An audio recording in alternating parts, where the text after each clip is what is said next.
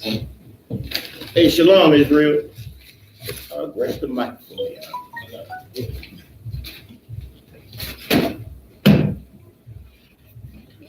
Shalom, Israel. Baltimore, Maryland. We got 12 Shield General Mahayaman on the way. I.S.U.P.K. We about to get it on in here. I'm gonna hold it down real quick before the general get here. 1 second.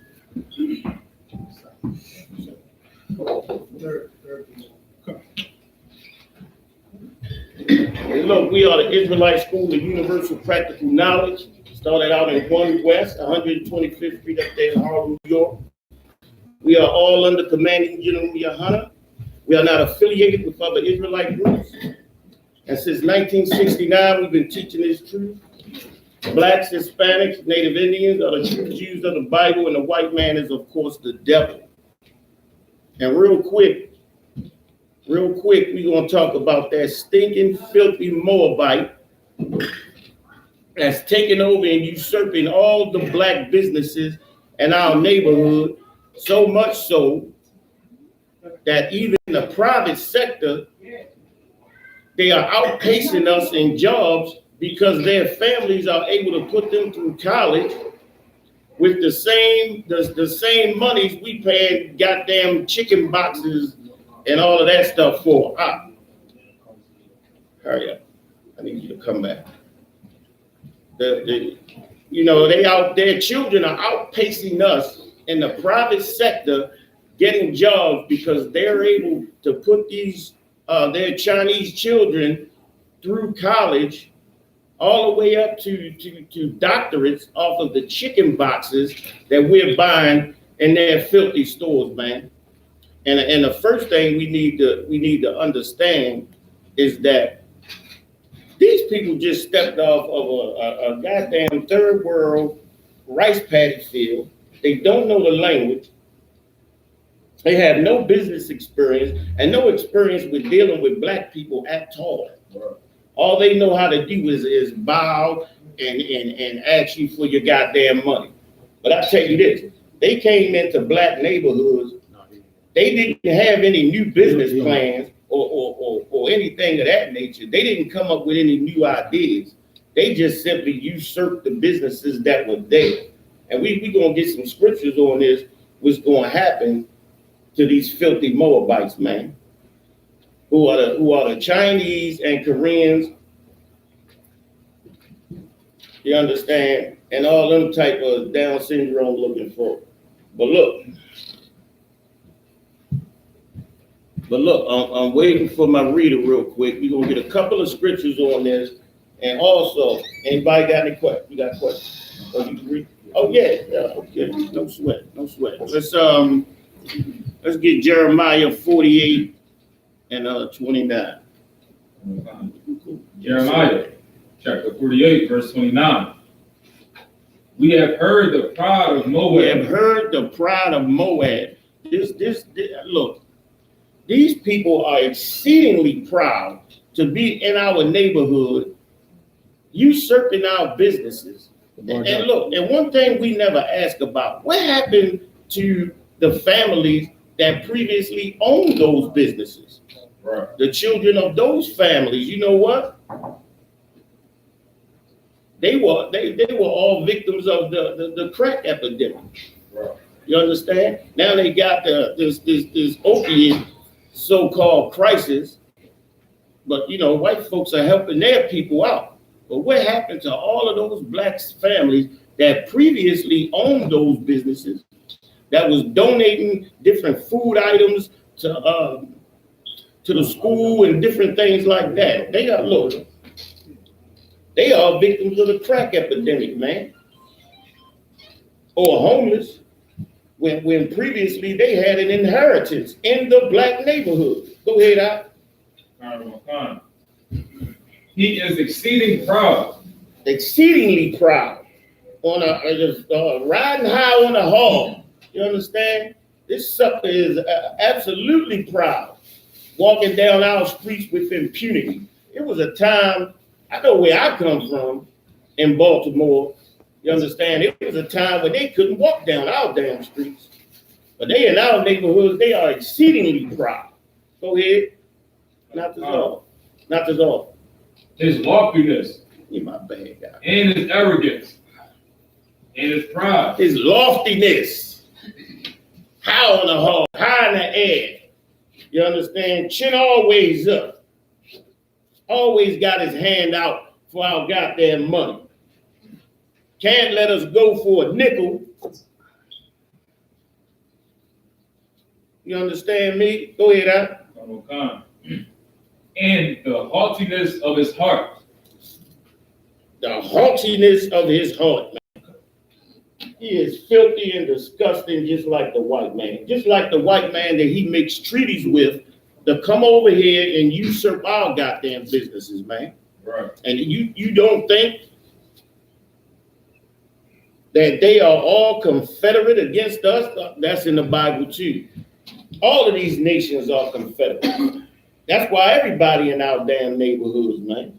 Right. The Arabs is in our neighborhoods, the Chinese, but this filthy Chinese, man. I mean, they're so disgusting, man. They actually think and believe that black people deserve to be in the situation that we're in, man. You understand? They have no empathy whatsoever, and they have really no dealings with our neighborhood. Once they're done taking our money, they go out wherever the hell they live at and whatever homes they own, because you better believe they own something that's a hell of a lot better than what we got going on out here. But they will not let us go for a dime or a nickel because they have no goddamn.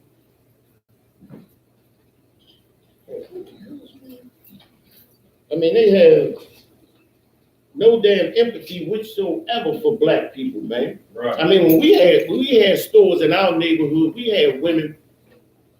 They could come out and they could get different discounts and stuff, and they could have store credit. They can get store credit and all of that, man. Yeah. You understand? And be able to take care of things and be able to live with some type of goddamn dignity, man. You understand? Now, because we have no one supporting us in our neighborhoods and everybody out for their goddamn self, you understand? The women got to do other things like sell their bodies or be in such a desperate situation that they have to do that, man. You understand? Because we do not own our own businesses in our neighborhoods.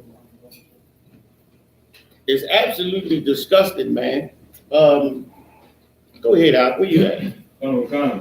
I know his wrath, saith the Lord. I know his wrath. Go ahead. But it shall not be so. It shall not be so. The Lord said, I know his wrath. Knows the wrath of Moab. Look. Our sisters, man, and I'm gonna tell you how little they think of us, man. How little they think of us. And they are such a goddamn small people, man. They are small, man. That they will attack our sisters when we not there. Right. They will attack, lone sisters trying to get their toes painted up and their head done up. And because they do such a terrible job, because they such a terrible goddamn people, man. They such a terrible people. And when they do a terrible job, our sisters just don't want to pay for it. That's just how we are, man. You do a screwed up job, we can try and pay for it. It's just the same thing as you fix somebody's car and you give it back to them and still got scratches on it, man. It was a Moabite woman that cut her sister goddamn eyebrow all the way off and wanted to get paid for it anyway. You should get paid for your service, but not when you totally screw somebody up. Right. And then on top of that, you go in and put your hands on sisters in the neighborhood put your hands on the same people that's feeding you. Like these Chinese people need to have some more goddamn respect. You understand? Because we don't have to buy that junk, man. They can't fry no damn chicken. All of it tastes like fish. Everything you buy in the Chinese joint tastes like fish because they cook everything with fish or rats. How many videos have we seen countless times of them bringing dogs in the damn back door, man? Right. Well, it was one store out Cherry Hill. It was out Cherry Hill, South Baltimore, where they had a roadkill, a deer, a roadkill they picked up off of the side of the damn road and was bringing in the door. But thankfully they got caught and there was pictures taken, and they was able to get in there and see that deer. And you know what that filthy Chinaman said? Oh, I was cutting that up to take it home to my family. And you making thousands upon thousands of dollars a day off of these black folks, and you gonna take a roadkill and cut it up for your family? Like, these people think we idiots, man. But you know what's you got a question? When you said when they get the roadkill and they feed their family, I think that's kind of, if you can't really get roadkill and then you take the meat and then you give it to the family because you never know it can be dirty and stuff. You absolutely right. It's not clean because it needs to be clean. And because you have clean food to serve to your family, not dirty food that just got killed. You absolutely right. Get a young man a hand. You absolutely right. It can be filled with all kinds of bacteria, things that can make you sick or possibly kill you. You understand? No, you should not be eating roadkill. But these Chinese people that are at our stores in our neighborhood, they took that roadkill and they sliced it and cut it up and they fed it to us. You know why? Because they have no care for us. They have no care for our health or our well-being. Right. They're only there to extract the money and the wealth that we have in our neighborhood. And black people say, wealth, we ain't got no wealth. Look, check this out. The white man saw the financial prowess of the black man.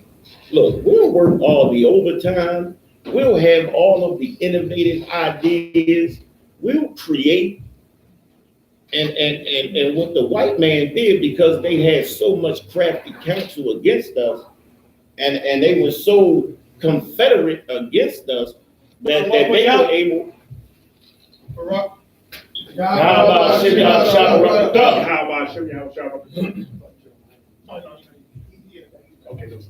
look, that.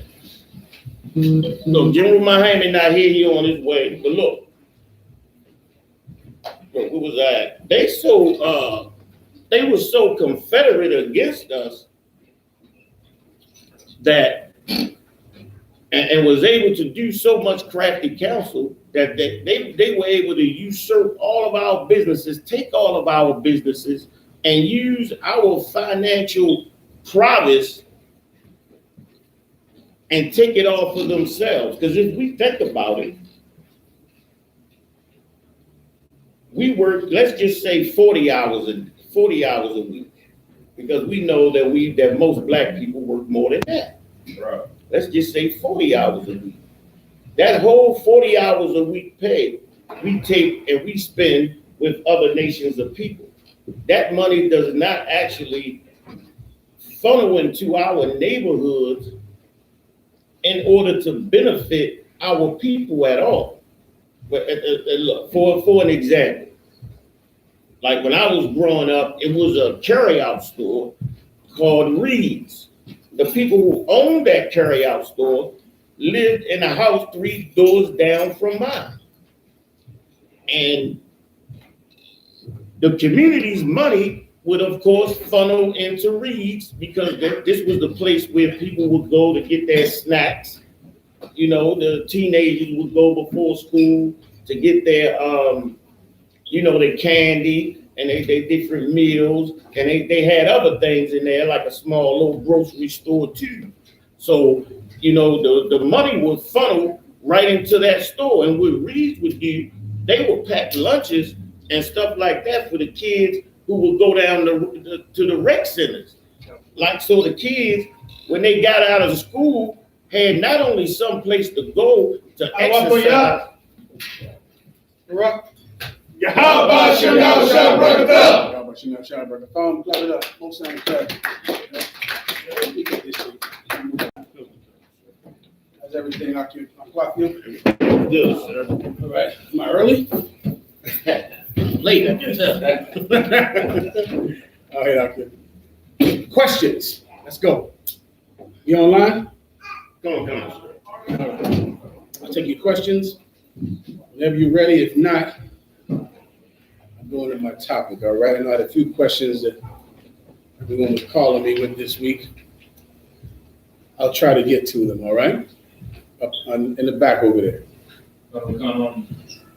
In Deuteronomy 28, trying to find it. All right, Deuteronomy 28 and 22. It says, the Lord shall smite thee with a consumption and with a fever and with an inflammation. I want to know if that was talking about arthritis. Which one? The inflammation and the fever. Inflammation, fever. Okay, you know what a fever is. A fever is when your temperature gets high. Inflammation can be a few different things. Right? There's a lot of things that could be inflammation. You want to look that up. I mean, arthritis, is that caused by inflammation? That could be one, but it's not the only one. There's a few things with bad knees that could be inflammation. All of those, and basically all of those ailments that everyone gets that can cripple you as a man, the Most High said he'll give it to that people. So now you got a people that's sick, they can't use their hands, they can't walk, they can't bend, they can't stand. And that's what the Most High did to the Egyptians because of what they did to us. That's the point of the entire thing. You get my point? Consumption is something else. Look at that. That's an old phrase for something that is known as something differently today. Consumption. That's a very old phrase. You can look up that term. Go ahead. Sometimes consumption going to the overuse of something or to be totally. Not that kind of consumption. There's a disease that's consumption. Go ahead. Tuberculosis. Tuberculosis, correct. Tuberculosis at one time was called consumption. All right. And most of those things you can just look up to meaning. So he was going to give the Egyptians tuberculosis as a people, which is what he did to hurt them. Is that what we're speaking about? This speaking about our curses. All right, that's in Deuteronomy 28. Oh, Solid. Yeah, that's Israel. That entire thing is the Israelites is what we're suffering right now. A lot of Black and Hispanic children die from fevers. A lot of sickle cell children die from getting a fever. It's common. It was even more common 20 years ago. All right. Consumption is tuberculosis. Was there anything else on that list you didn't understand? Ozone vibrator. Extreme. It says, and with an extreme burning.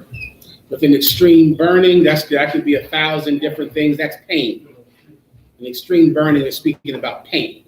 You get the point? So you can imagine the kind of things that cause Israel so much terrible pain.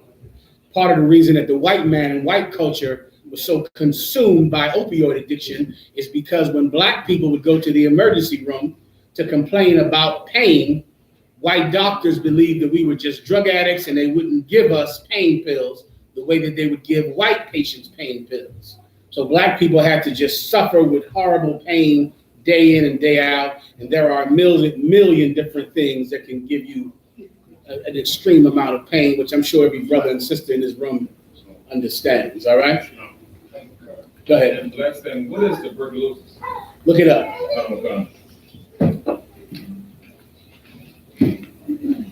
Tuberculosis, let's look it up. Hey, Shalom, how you doing? Let's look it up.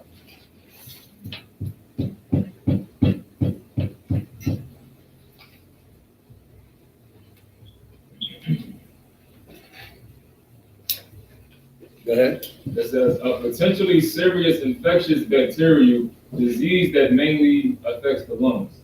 That's right. That's what tuberculosis. I believe you can get an immunization for tuberculosis. To my memory, if you're stupid, then you'll refuse it, and you'll get tuberculosis. Does everyone understand? All right, you need. Are we good to go here or not? So those are the curses that the Most High said he would put on the Israelites. And of course, we are stricken with each and every one of those curses and more. Like the Bible says, curses not even written in the book. We've been destroyed by. All right? Am I good here or not? Anything else? Any questions online? Let me get the brother in the back. Go ahead. I'm not sure. I just walked in the middle. I'm not sure what's scripture. Tell them where you are, please. Deuteronomy chapter 28, verse 22. Anything else? How are we looking up front on Facebook? Got questions? We good? We good, sir. So,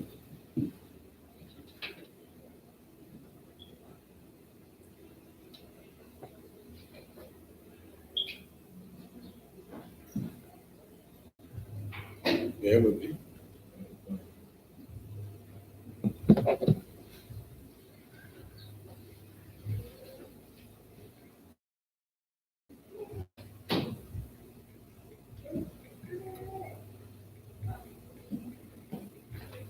Right? If someone has a question when I'm looking down, just yell out, all right?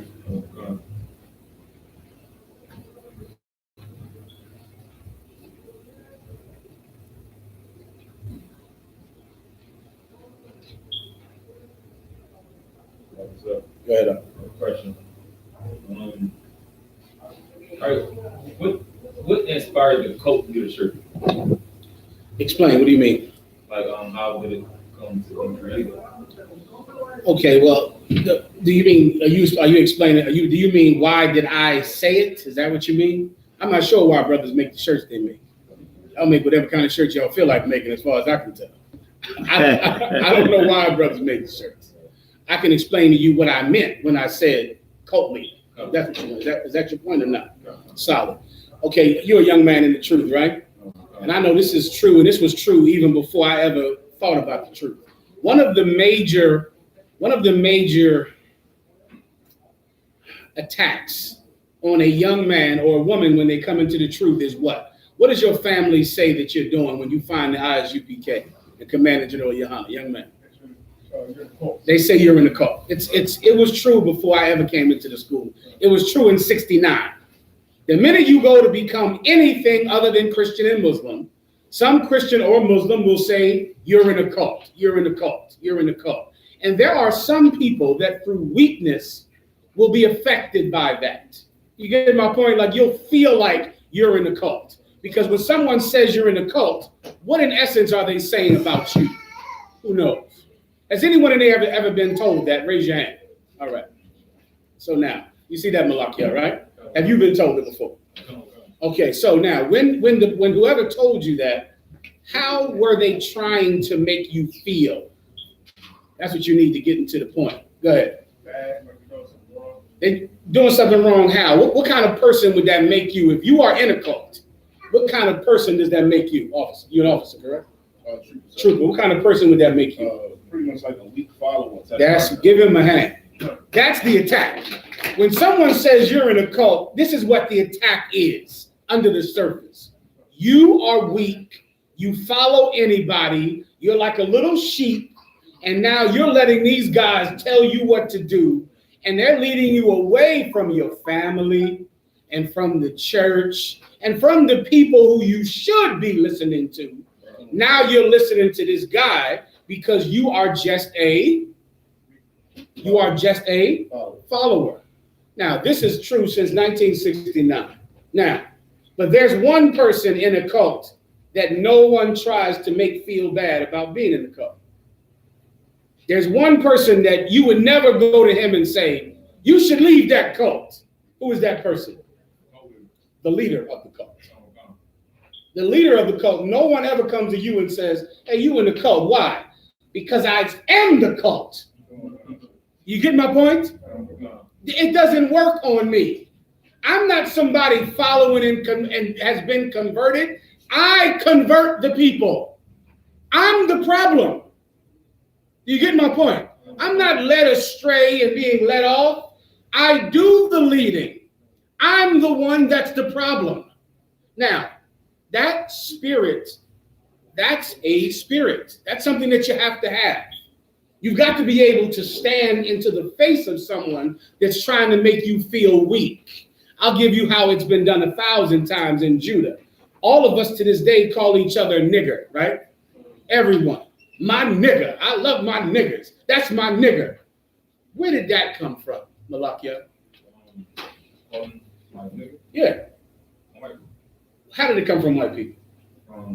When white people were saying it, what were they trying to make you feel?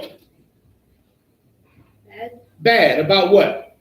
about being Black. yeah, because like I remember when like they said slavery or something. Like, Exactly. In slavery, they would say, "That's my nigger," and it would make you feel like you're nothing.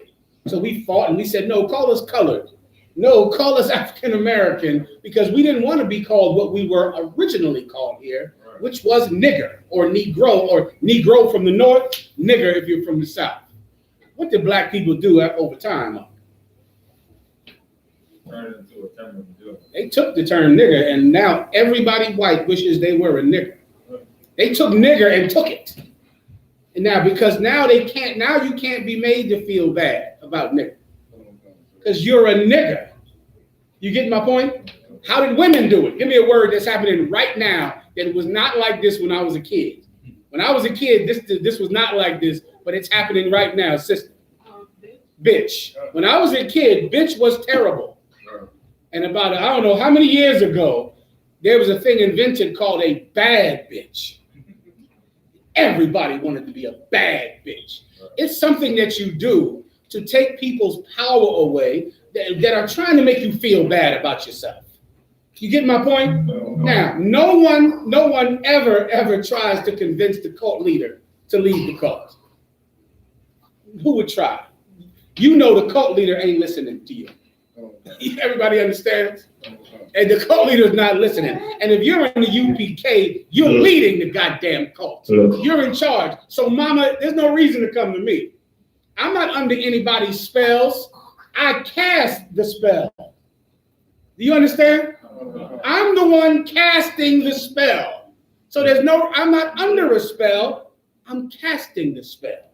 I'm doing it. So you might as well leave me the hell alone. I'll stay in my crazy cult. You go believe that Easter bunnies lay eggs and that a white Jesus was a Jew and that Santa Claus is real and Mary never had sex when she had a baby and Catholic priests molest your children and pastors take your money and molest your children, and I'll go stay in my crazy cult. You get the point, right? Everybody understands the premise, right? That's what I meant when I said it in class, if that's your question. Go ahead. What are they saying? One more time. Why do they gotta sing it? Why do they have to what? Sing it. Why do they Why sing do they what? have a choir? Why do they have a choir? Okay, if you ask a Christian why they have a choir, they will pull scriptures in the Bible that speak about singing, like the book of Psalms. You've seen that before in the Bible? Psalms, you look it up, right? It's in the Bible. It's called the book of Psalms. A psalm is the sound that a guitar makes when you strum it. It's properly pronounced thong, right? Thong is the sound a guitar makes. And there's an entire book of songs. I'll wait for, you ain't got no scotch over there, do you? What is that? You scotch on the way. If you don't, I take the scotch, it's all right. So I appreciate it, though. So there's an entire book of Psalms in the Bible, a book of songs in the Bible. Christians will say that. They'll pull a few other scriptures where brothers and sisters sung in the Bible. But what's the real reason that Christians sing in church? In Malakia. So, like put you in trance. Give him a hand. The real reason that Christians sing in church is to seduce people. You get my point? To seduce them. The same reason that a singer might sing to a woman, to seduce the woman, to calm the woman down enough to believe his lie, so that he can have sex with her, use her, and throw her away and never call her again. That's the reason that Christians sing. They sing because singing is an excellent tool if you want to fool someone, if you want to lie to someone. You understand, right? You just like, okay, anything else? All right. Let me hook you up here. Really nice. Somebody check out Facebook, all right? Okay.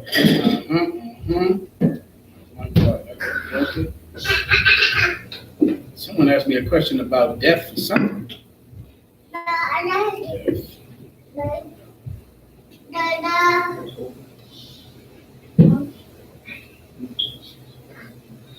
Mhm.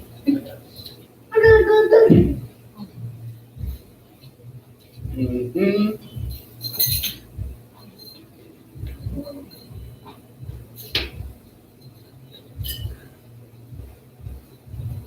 Let me give you a few precepts on the topics I just broke down for you, all right? Give me soothsayer in the Bible, in Isaiah. No, speak unto us smooth words. That's what I need, all right? You need that for your singing. I'll give you one about the cult leader question also, too. No questions, sir. Solid.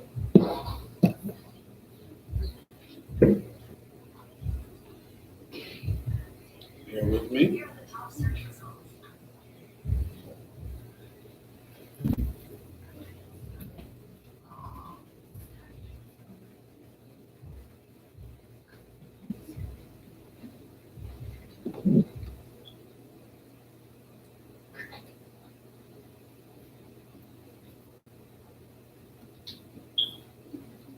Mhm.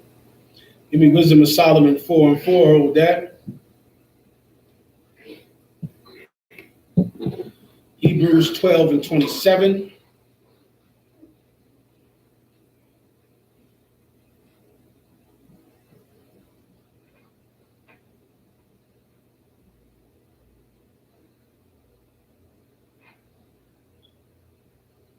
Yeah, I'll take those two. Mm.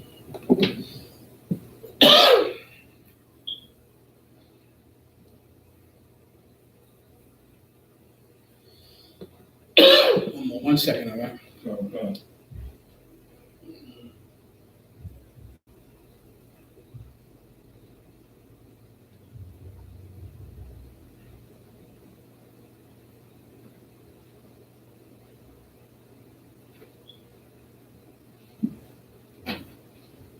Okay, let's go. Let's start at Hebrews 12:27. Someone take it. Need Bibles up here, Akim? Y'all good to go? Hebrews Two 12. brothers might need Bibles up front, all right? If you need them, I'm just offering, all right? Keep going. Yes, sir. Hebrews 12:27. And this word, yet once more, signifies the removing of those things that are shaken, as the things that are made. One verse above it, please. Yes, sir. Hebrews 12:26. Whose voice then shook the earth. Mhm. And now he hath promised, saying, that once more I shake not the earth only, but also heaven. This is the Most High. This is the Most High reminding us of when he shook the earth in the book of Exodus, when he was in the mountain. When he shook the earth and all of the people were what? Who remembers the story? They were all afraid, all of them. Keep going. 27. And this word, yet once more, signifies the removing of those things that are shaken. And this word, read it again. And this word, yet once more, signifies the removing of those things that are shaken. Meaning the same way the Most High shook the earth and made all of the people afraid. Now this word is going to do what? This word signifies what? The removing of those things that are shaken. The removing of those things that are shaken. Who wants to break that down? It's something vital that the truth does for everyone. Who knows? Takes away fear. Yes, but that's not the aspect I'm talking about right now. This is what the truth does perfectly. The truth reveals who is scared. You understand? It shows you who is scared. Without the truth, you can think that people are brave who are not brave. You can think that they're the toughest, roughest person in the world. But that's because the truth isn't out. But once the truth comes out, then you find out who is actually a coward. Now you find out. Now you know who's actually scared. And this goes to the cult leader phrase that I used earlier, all right? You can't be someone who's easily shaken. You can't be someone who's scared. And if you're going to get afraid because you're in a cult, while you're talking to someone who is being molested by their preacher, and what are they going to make you feel bad and say that you're in a cult? And what are you, scared? What are you ashamed? What cult isn't better than your grandmother's church? Come on, come. What cult isn't better than the Catholic Church? What are you, scared? You scared about that? Someone says you're in a cult. What do you do? No, I'm not. No, we read the Bible. We love Jesus too. Forget all that. Forget all that. No, it ain't no converting me. It ain't no getting me to go to church. I'm the cult leader. I'm putting a spell on everyone. And if you keep talking to me, you'll be in my cult too. You talk to me for 10 more minutes, and you are going to join my cult. Everybody understands? Now, what's the point? The point is so that you're not afraid. You don't have to get afraid of, there's all kinds of things. That's just one thing, the whole cult thing. But there's 10 to 15 other ones, things that people use on you. What's the other one? You're a racist. Oh, that one will run you the hell out the door. Because you can't ever be called a racist. Why? Because the Ku Klux Klan are racist. And white people are racist, and they made us sit at the back of the bus. Racism put us on the back of the bus. Racism beat our backs in slavery. You will blame racism for everything that white people did. But you'll say racism beat you. Racism hung you. Racism treated you cruel in shopping malls and in restaurants when you would try to walk in the front door. And you won't ever blame white people. That's who actually beat you. Not a political concept, which is what racism is, a political concept. A political concept did not enslave you. White people enslaved you. So once again, if you're shaken by being called a racist, the Lord is going to reveal you.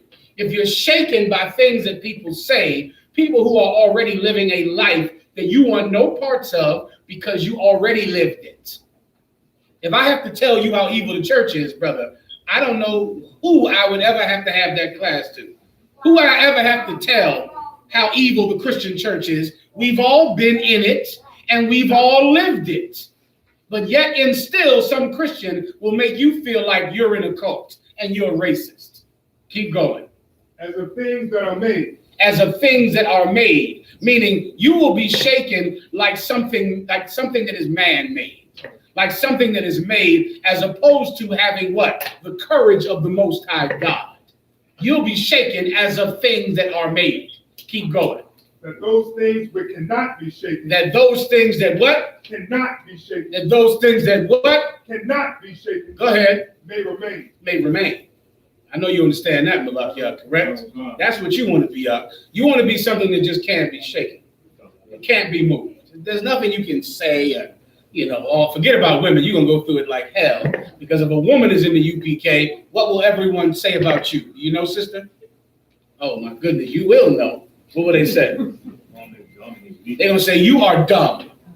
You are dumb. Why? Because you're in here, in this cult, and your man has another woman. You're not doing anything about it. But you are so stupid, which is what women get hit with so hard in the truth. Other women calling you dumb because you're in the truth. You get my point? You can't be shaken by any of that. Let me tell you something. It is absolutely better to be a UPK officer's fool than to be some bitch in the world. Right. It is absolutely better. You come in here and be a fool for one of these brothers because you know what it was like when you weren't with him. You know what it's like to be with one of these Christian men who are good church boys and who would never, ever marry more than one wife, right? People in the world, they don't do that. They never marry with more than one wife, but they are going to have sex with your kids when you're at work. Come on. But they'll never get another woman, but they will have sex with your mother, with your sister, and with your children. Am I telling everybody something that they don't know about? Raise your hand if you've never heard about what I just said right just now. There are no hands raised.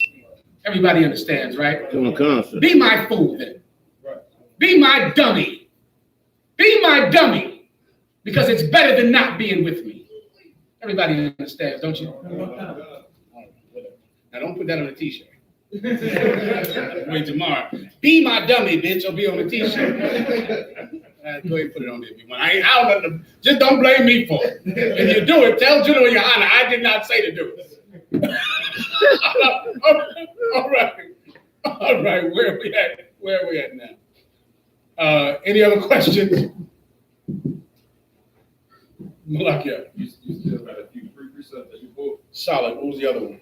Hebrews, something like Wisdom of Solomon 4:4.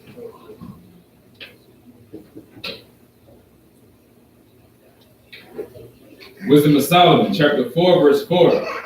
For though they flourish in branches for a time, yet standing not last, they shall be shaken with the wind. Now, what's the concept right here? The concept here is a tree. Right? Read it again, please. For though they flourish in branches for a time. Meaning, imagine a tree that for a time flourishes, meaning it has green leaves and fruit. It's strong. It looks like it's strong. It looks like the toughest cat on the block. Or it looks like someone in Esau's military. It looks like doctors and lawyers and politicians.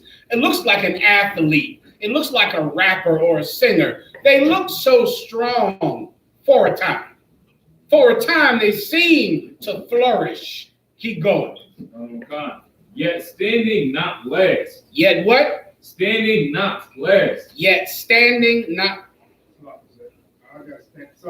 Come on. Standing not fast. Standing not. That sounds right. Is that correct, Malakia? Is it an F? You might have. Oh, you got an old 1611. I don't know. It's on the phone. Oh, it's on your phone. It's F, right? It's a fast, right? Yet standing not fast. You've heard of the term fasten a nail, right? To fasten something or fasten something, it means to make it stick, right? Like there's an old Shakespearean term of screwing your courage to the fence. It's an old English term. You want to have your courage screwed to the fence. Go ahead. This question said, like in the military, they say, stand fast. Stand fast is perfect, meaning don't move. Esau's military, correct? You want to stand fast, meaning don't move. This tree seems to flourish. It seems to be a strong tree until it gets shaken. Until it gets shaken. Once it gets shaken, it does not stand fast. And there are 1,000 attacks like cult. You're a fool. You're dumb. You're a follower. You'll never get a job like that. That's another one, right? You can't get a job with your hair like that. You can't get a job with your beard like that. And there's a few other ones I can't think of, but I'm sure everyone in here has heard them. If those things move you, then really you were never strong to begin with. You just seem like you were strong. Right. Real strength has to be tested out. Real loyalty has to be tested. Right. If it's not tested, it just looks strong. It just looks good. You're someone that's loyal to your brothers until the test comes. Once the test comes, you fail. Once the test of money comes or ridicule comes or losing something, losing your family, losing your wife, losing your children, you fail that test, which means you were never fastened to begin with. You were never strong to begin with. You were only standing until you were shaken. You get my point? What you want to be is you want to stand in spite of being shaken. You want to not move. Anything else? Whoever was reading, read it. They shall be shaken with the wind. They shall be shaken with the wind, Doc. Give me tossed to and fro. Also, someone else. What's the wind? The wind are all the troubles, all of the things that attack brothers and sisters that decide to serve Christ. That's the wind, and it shakes you. It moves you. Now, forget about it, Shalom. Now you got the internet. So you can get shaken every goddamn minute of the day by something stupid that you read on the internet. Right. And you'll be shaken. Oh, I read this today. It said, abhor not an Edomite. This brother said this. This brother said, y'all following man. Oh, my good boy. He said, we following man. Oh, I didn't know that. Let me leave right out of here. What time is the bus coming? So I can get out of here tonight because this drug addict on the internet said I was following man. Right. So if I listen to him and leave the truth, then I am. Oh man, he's a man, right? Right. So if he tells me I'm following man, I should leave the UPK. I cannot listen to him. Right. Because if I listen to him, you're following man. Now, do you want me to go crazy with this type of logic? Right? It'll make your mind numb. Right. If I can't listen to any man, well, can I listen to my father who told me how to tie my shoes? Or my father that told me what my name was? My father's also a man. Can I listen to him? Can I listen to anyone that's a man? You see how stupid I'd be at the end of all of that nonsense? You're a man, you're following man means this. Don't follow that man, follow this man. Right. That's what following. If someone says you're following man, this is what they really mean. Stop following that man and start following this one. Yeah, go ahead. Did you want Ephesians 4:14? I believe so. With every wind of doctrine, that's what you need. Finish up here so I can move on. And through the force of the winds, they shall be rooted out. You understand? Through the force of the winds, they are rooted out. Persecution up. That's what you have got to endure by being in the truth. You're in the truth, and you got to endure it. If you can't endure someone calling you a cult member or saying you're in a cult, then you shouldn't be in here. You got to leave out of here. There's a place that makes everyone happy, and that's between the preacher's legs. Once you're there, no one will ever make fun of you again. Just suck what he puts in your mouth, and when your grandmother sees you, she will say, this is my good grandson. I love him. He goes to church every week. No one will care that you're being molested in that church. Everyone will be fine with it. Everyone will love you. No one will say anything bad about you at all. But if you don't want to suck whatever they put in your mouth, then you might have to stand. Right. You might have to be bold. You get my point? Read that last part again. And through the force of the winds, they shall be rooted out. You get that. You know what the force of the wind, and you know what rooted out means. Once again, that's the tree metaphor. The tree is standing until the wind picks it up and uproots it, takes it out by the roots. You understand, right? Anything else? This drink seemed like it's taking a little. I know y'all ain't know. That's what I was getting to ask you. You asked me if I want a drink. They went to the store. They went to the store. They didn't go yesterday. They ain't go. They didn't know I was coming today. What the hell? Maybe I wasn't going to drink today. Go ahead. It's coming out. Where is it at? I got you. Anytime now. Let me see what time it is. I don't have to watch on. I assume it's later than immediately. Say again? It's all right. That's a hell of a drink. Give Crown Royal a shot. You old school, brother. Give him a hand. I'm old school. If you don't mind, I'll take a taste of that real quick. He was sitting there the whole time. No problem, y'all. No big deal. No sweat. Don't sweat. Nobody knows that. Y'all trying to tell me I drink too much. I'm taking the hint. I drink too much. Just tell me I drink too much. Pull me aside alone. Tell me, listen, sir, I think you had enough. I'm going to listen to you. All right, where are we at now? I'm sorry, we done with this precept? Give me the other one. Ephesians 4:14. Someone read that. Ephesians 4:14. That we henceforth be no more children. Be no more what? Children. Be no more what? Children. That we henceforth be no more children. A child succumbs to peer pressure. Right. Everyone knows what that is, correct? You don't mind my tonic water, do you? Somebody getting that, I'm assuming. A child succumbs to peer pressure. Everyone knows what peer pressure is. Young brothers, y'all young enough to know. What is peer pressure? Nice and loud. It's like telling the person to do something and they really don't want to do it, and you just put more pressure on. Like you might go to school, someone might say, you should be wearing these kind of sneakers or Jordans. You should dress like this. And they'll make fun of you and laugh at you until you feel so bad about yourself that you wear the kind of sneakers they tell you to wear. You'll wear the clothing that they say to wear. This won't be what you like. This will be the kind of clothing that other people like. You get my point? That's peer pressure. Go ahead, young brother. You want to say something? Yeah, but also it's like when the person they come, they sometimes they will tell you to wear you're wearing trashy clothes. I know you don't have enough money. Forget about it. They'll look at you and they'll make you feel like you're poor. They'll make you feel bad, like you don't have any money, your family doesn't have any money, and they'll make fun of you. Some kids, through that teasing and peer pressure, some kids go out and sell drugs because of that. A lot of them. A lot of children go out and sell drugs because they don't want to go to school and have to suffer the peer pressure every day because their mother is working 2 jobs and can't afford to buy them Jordans. And now they go sell drugs and they go kill people, all because of peer pressure. Has no one ever heard of this before? Everyone has heard of this. Right. Stop being a child when you come into the truth. You're going to still be a child. People are teasing you, and what are you going to do? Leave the truth over what somebody says on the internet who you've never met? Some stranger is going to make you go, they're making fun of me. I don't want to be his dummy. I don't want to be his fool. I don't want to be a fallow man. Israelite 327 said I was a man follower.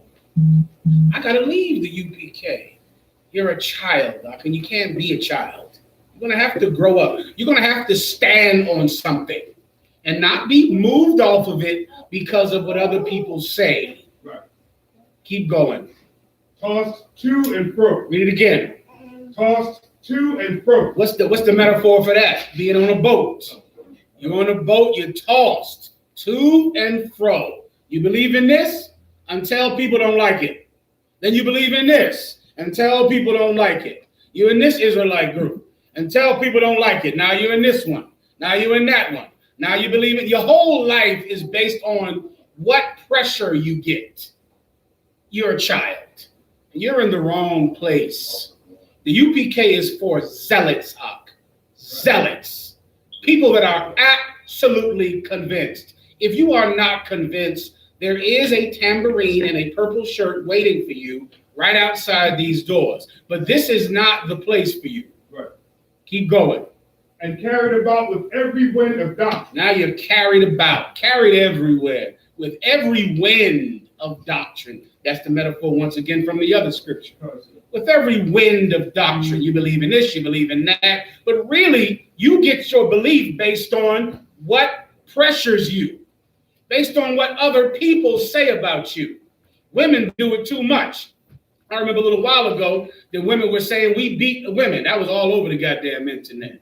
All over the internet. You beat women, you beat women. Why? So that a woman in the UPK who is not being beaten could go, oh boy, I don't want people to think of me like I'm one of them dummies getting beat. Oh boy, would they beat women? Oh my goodness. Come on, man. This is who beats women. Your last 6 boyfriends. That's who beats women. And has sex with your mother. A lot of you don't want to talk to your mom because your mom had sex with your boyfriend. I'm going to tell y'all that, right? If you sisters, your mom has sex with your boyfriend. If that boyfriend, especially if your mom smokes weed, she most definitely had sex with your boyfriend because your boyfriend had weed.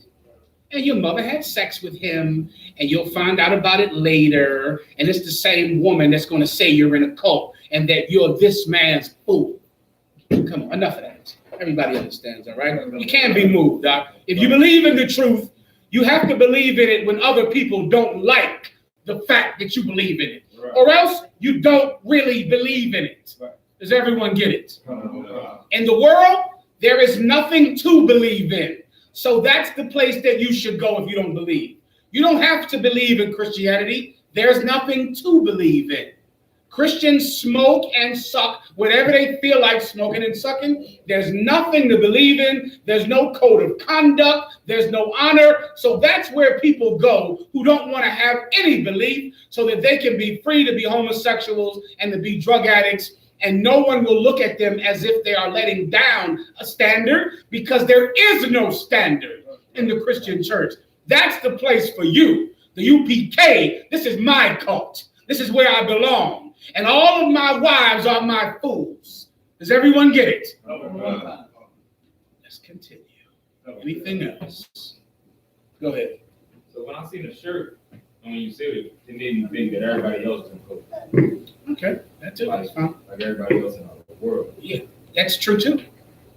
Isn't it? There you go. It's perfect. Right? Now, once again, I didn't make the shirt, but I think Captain Tazayat made the shirt. Give him a hand.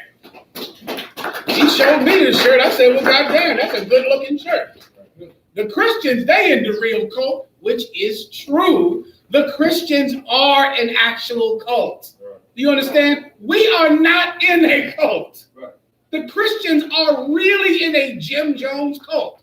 Oh, Jim Jones, by the way, he was a Israelite. What was Jim Jones again? Does everyone here know who Jim Jones was? Sister, you know over here, Jim Jones? You ever heard of him? Jim Jones was this cat, and I forget where he started from. It might have been San Francisco.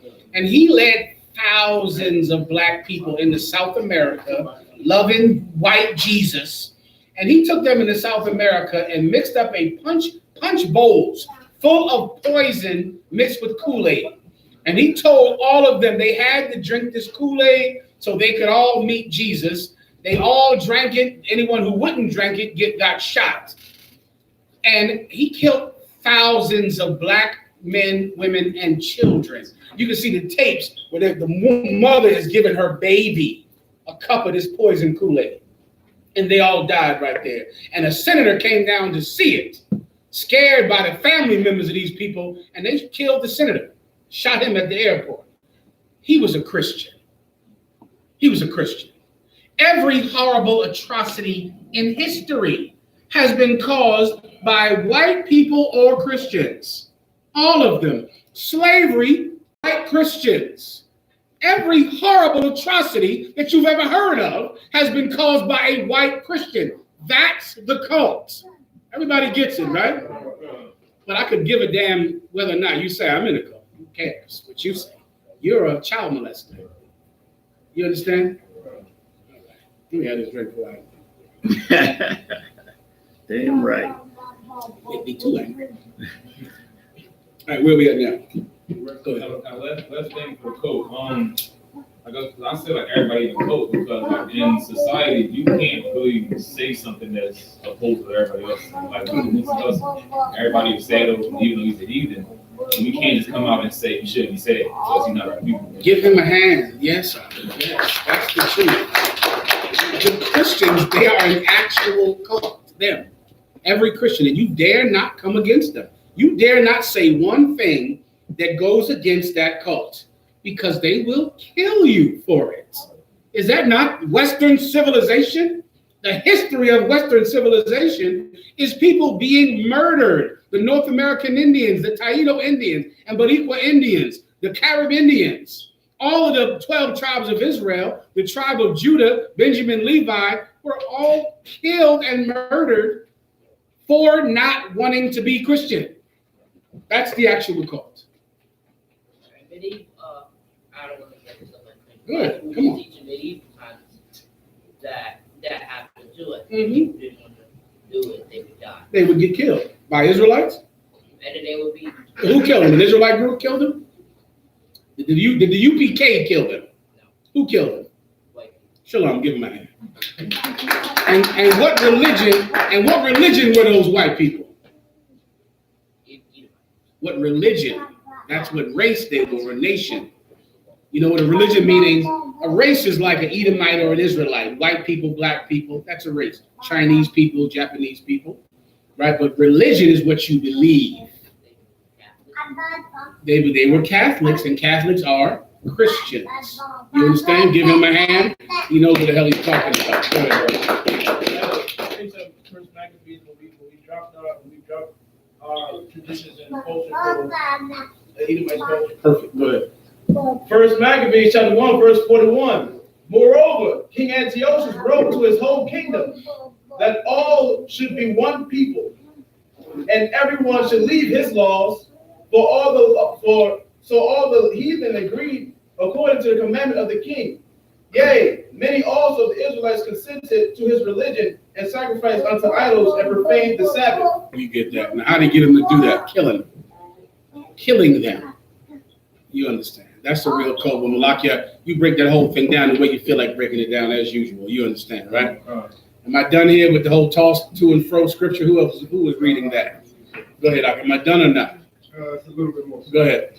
By the sleight of men Mm-hmm. and cunning craftiness, whereby they lie in wait to deceive. What does the sleight of men mean? Who understands that? Is that like sleight of hand? Yes, give him a hand. Sleight. You know what sleight of hand is? Sleight of hand means a trick. A trick. So you are tossed to and fro by every wind of doctrine by the tricks that men play on you. And once again, saying that you're in a cult is a trick. because they are actually the ones in the cult.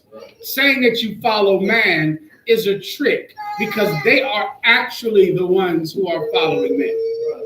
They're following whatever people say in the society. You are following God.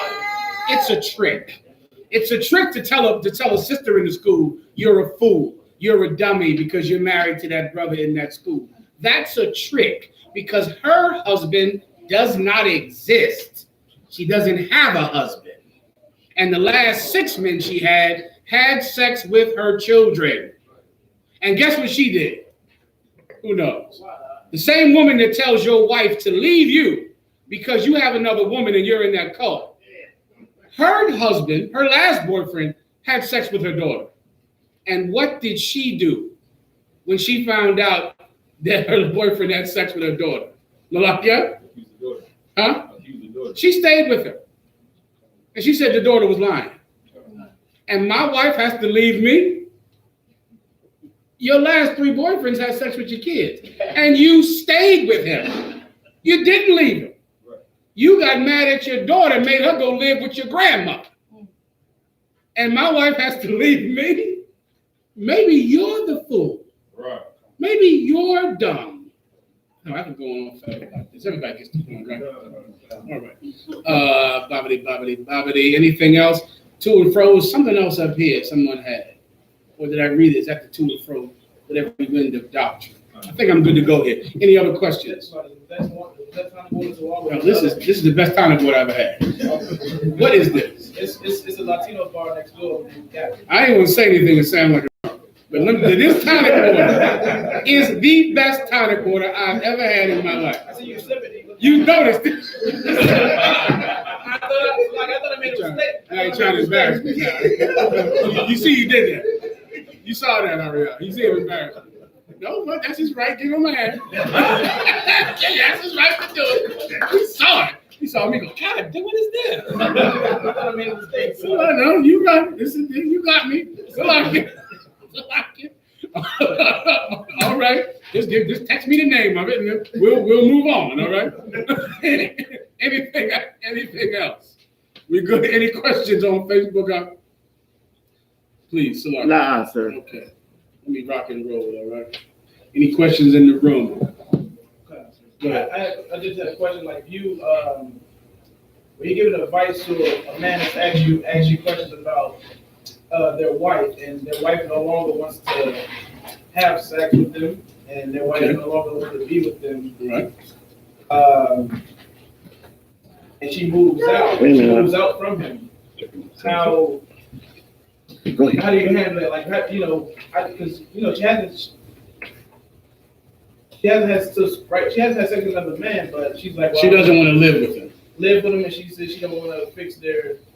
Okay, and you're talking about from the perspective of you are counseling the brother, or both of them, or the sister. Just the brother. You're counseling the brother, and what's your specific question?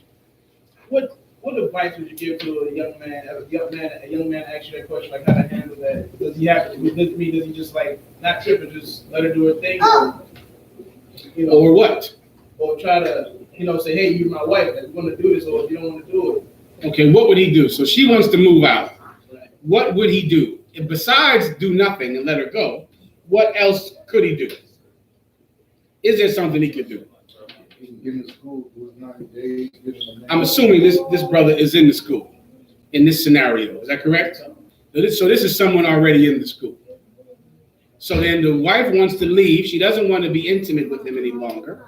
She wants to move out of the house. They were living with each other. Now she does not want to live with them. She doesn't want to whore herself or commit adultery. She just does not want to live with him.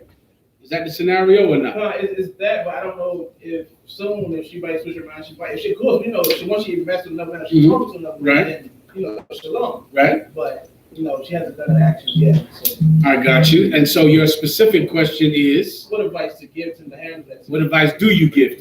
Correct? No problem.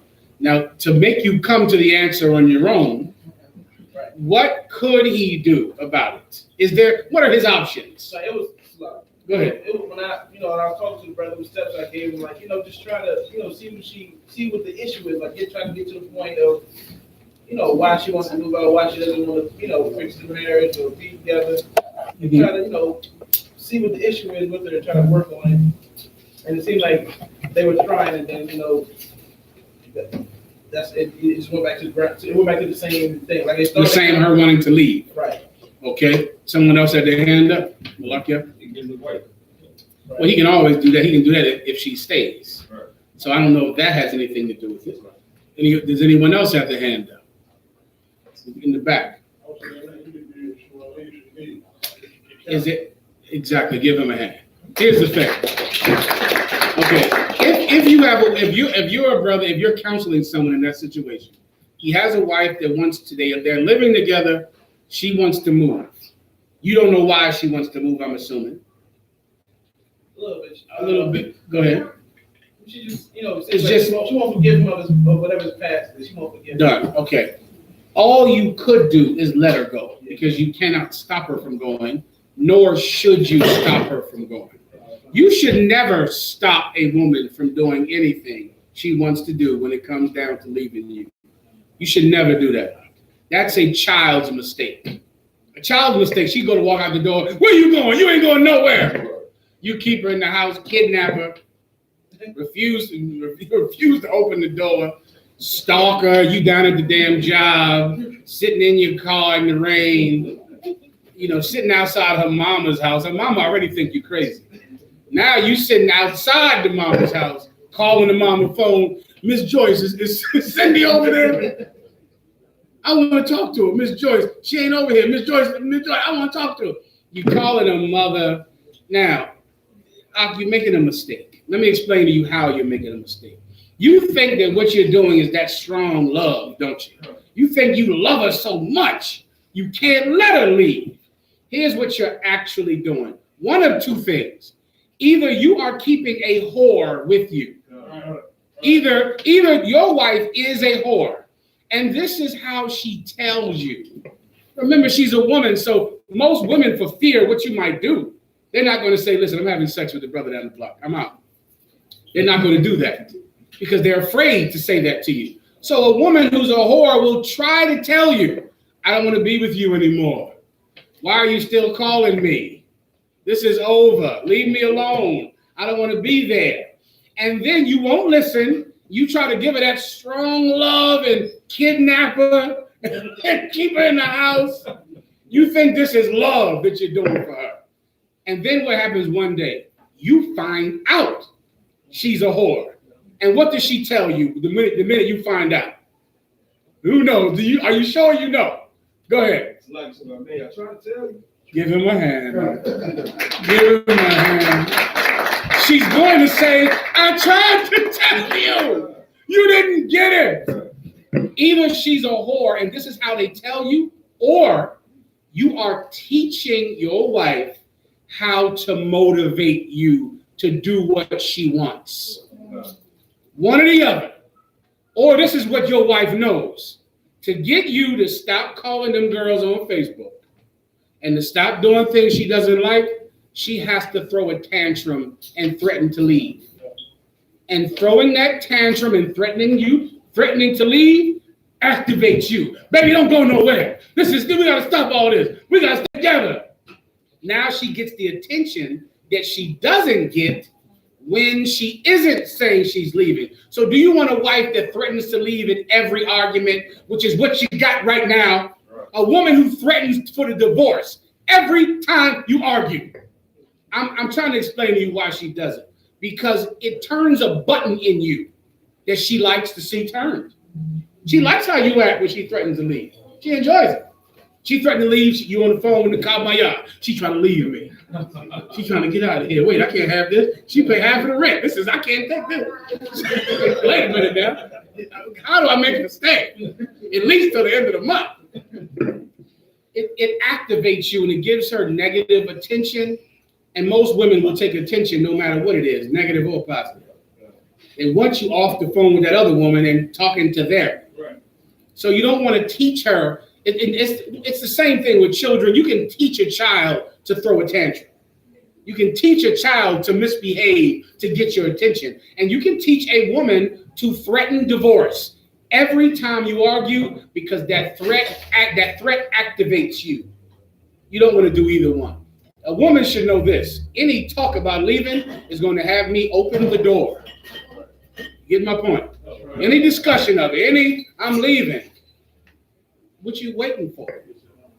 Go. You gotta have divorce as something that she would never do, never say, never threaten. Because she has to know that if she says it, there will be a gust of wind. And that will be you running the hell away from her. Go ahead. See me one more time, please. Now, you on the guard? See me one more time. Go ahead. Most High Christ, I know the brother, come on, give him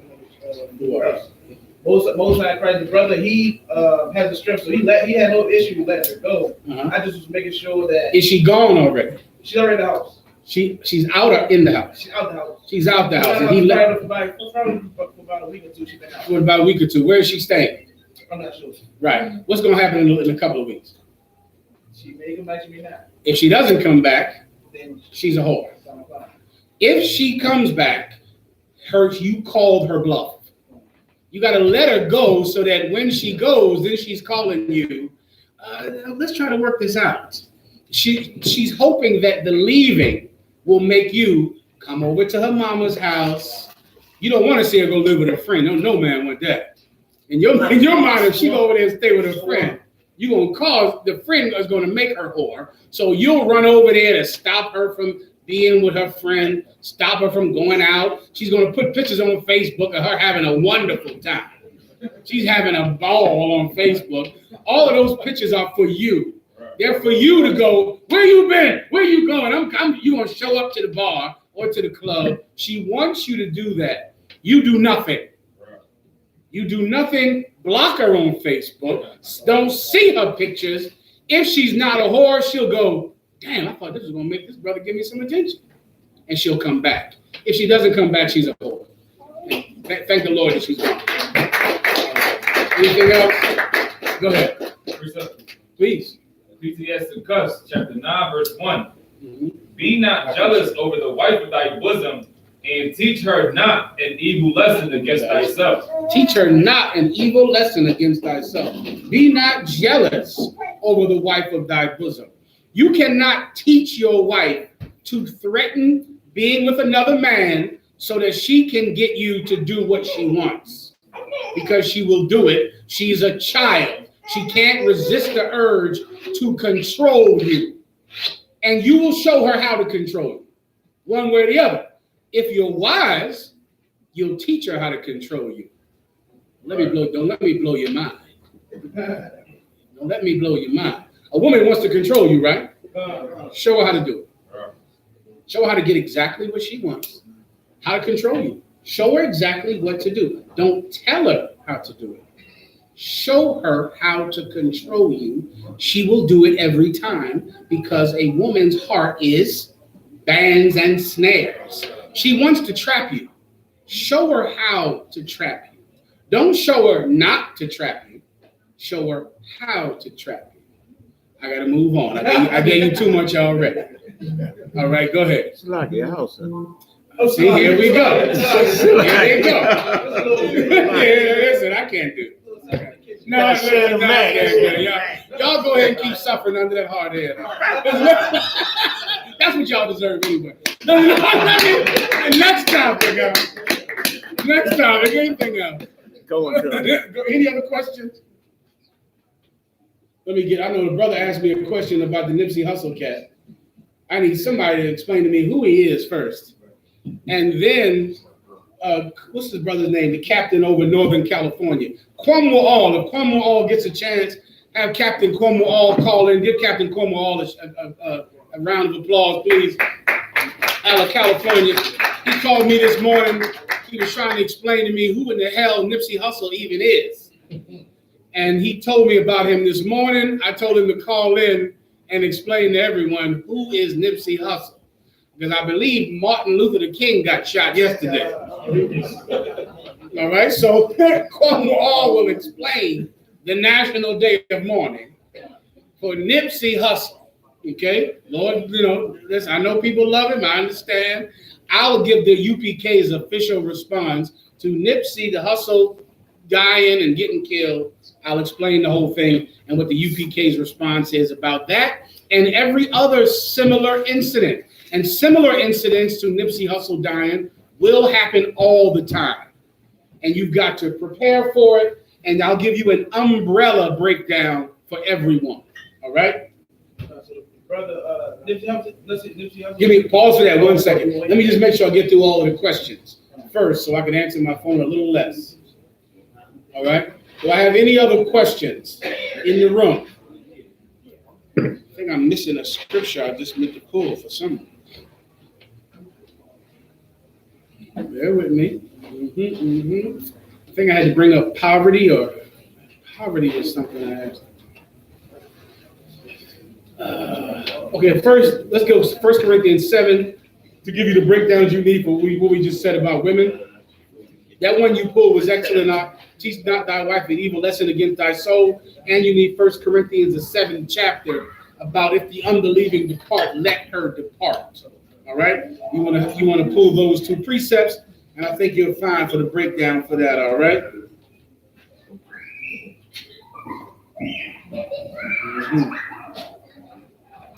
This is a good one. I'll give you another one for your Christianity breakdown, Ecclesiasticus 7 and 16. You can use that.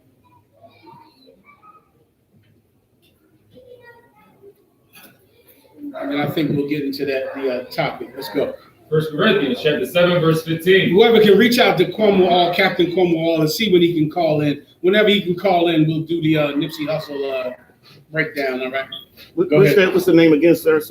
He's the camp leader over Northern California, Cornwall. Captain Cornwall, let's go. 1 Corinthians chapter 7, verse 15. But if the unbelieving depart, let him depart. A brother or a sister is not under bondage in such cases. Sometimes you're a sister that's in the truth, and your husband that's in the world wants to leave you. Let him go. If you're a brother that's in the truth, and your woman that's in the world wants to leave you, let her go. In your case, Nakamaya, in the brother's case, what is the sister in the truth? I believe she had her Hebrew name, and So that's why I'm assuming she's not going to whore on you. Solid, that's fine. As you know, also, just for your own edification, for your own learning, you don't have to live with each other to be married. Right? I've counseled some sisters who are married to a brother in the world, and the brother in the world is abusive. Right? He's violent. He's an alcoholic. He's a drug addict. She does not have to live with him. She can move and live somewhere else because she's not safe being around him. In most cases like that, it's better and wiser that the woman leaves. You get my point? She cannot sleep with another man, but she doesn't have to be with him every day, opening her up to more and more danger of him getting in a drunken rage or going out and getting high and beating her and killing her. So in most cases, she should leave from dwelling with him in the same home. It's how she has to preserve her life. You get my point?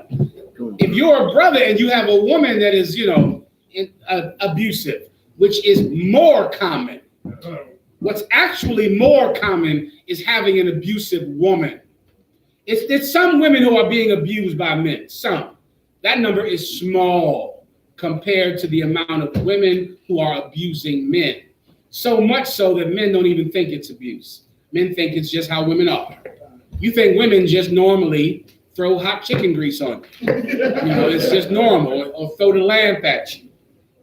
Break plates. Forget about that knife. That knife over there, that big old fat one, that big one for chopping and cutting. You assume that is normal for her to pick that up and run at you. And so much so that you know how to grab her, right? Y'all know how to get her. You hold her like a bear hug. Hold her down like her arms like this. You get her arm. Get off of me. Get off of me. Get off of me. Get off of me. And then what do you say when you hold her down like that? What do you tell her? Y'all know. Go ahead. Shut up. You say shut up. You say shut up. What's the other one? You say, I'll let you go, but you got to calm down. You got to stop. You got to stop. And then she starts sweating and she can't breathe. And then she goes, all right, let me go. Let me go. You just learned how to deal with a woman that is going to cut you with a knife.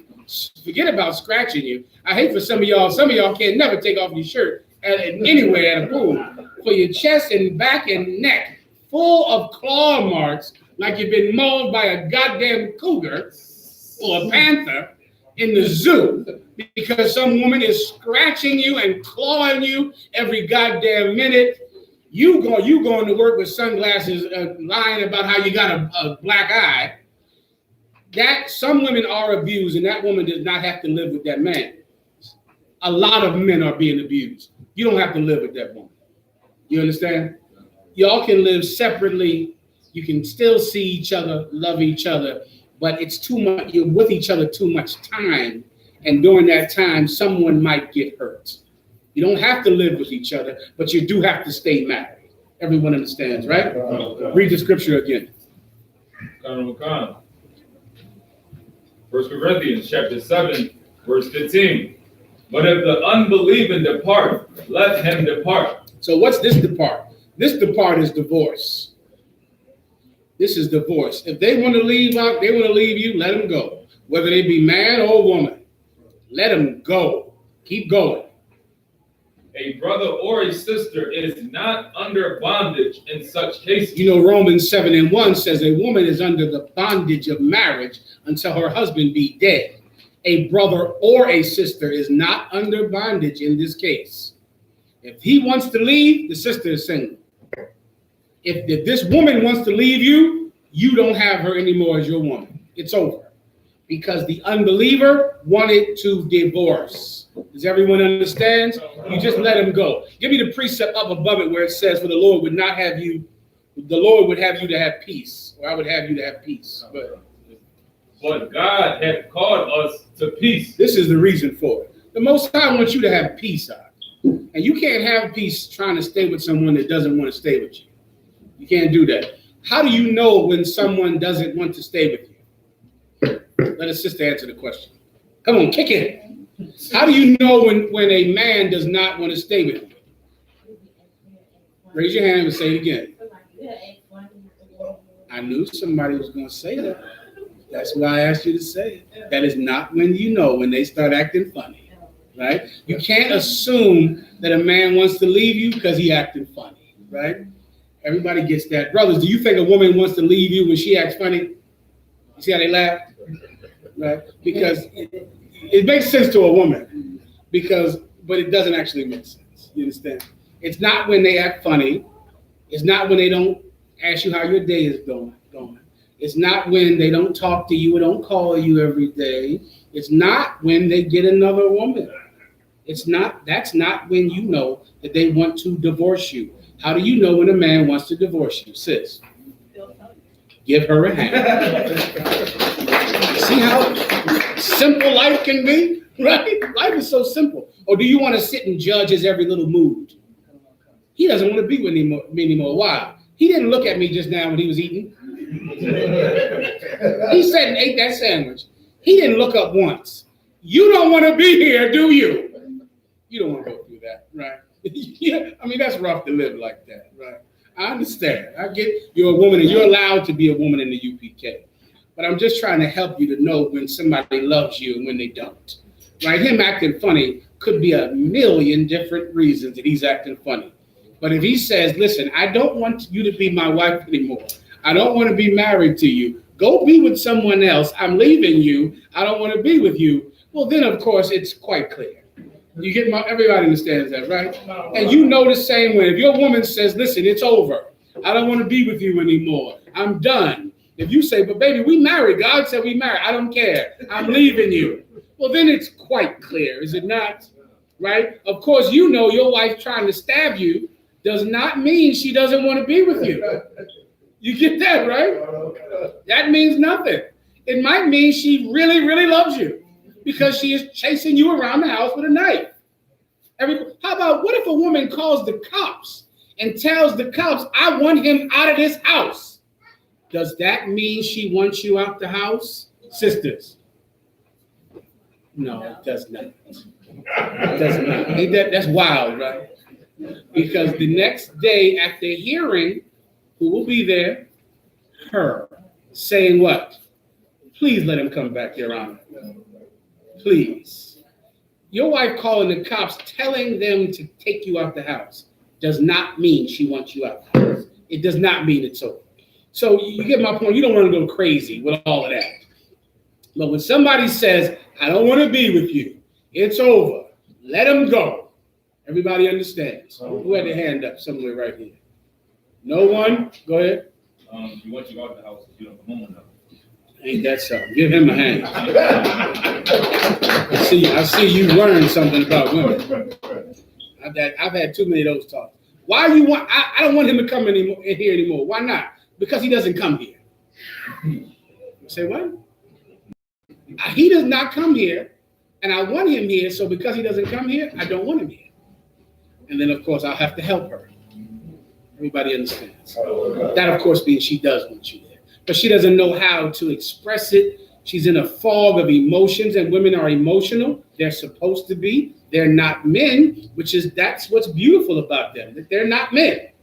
And they don't have to be men, but they do need a man to help them work through the fog of emotions the same way you need a woman to provide the emotional things that you need in life, the soft things that you need, the tender things that you need. She has to provide them, and you, of course, can provide the cold logic that it's difficult for her to get on her own.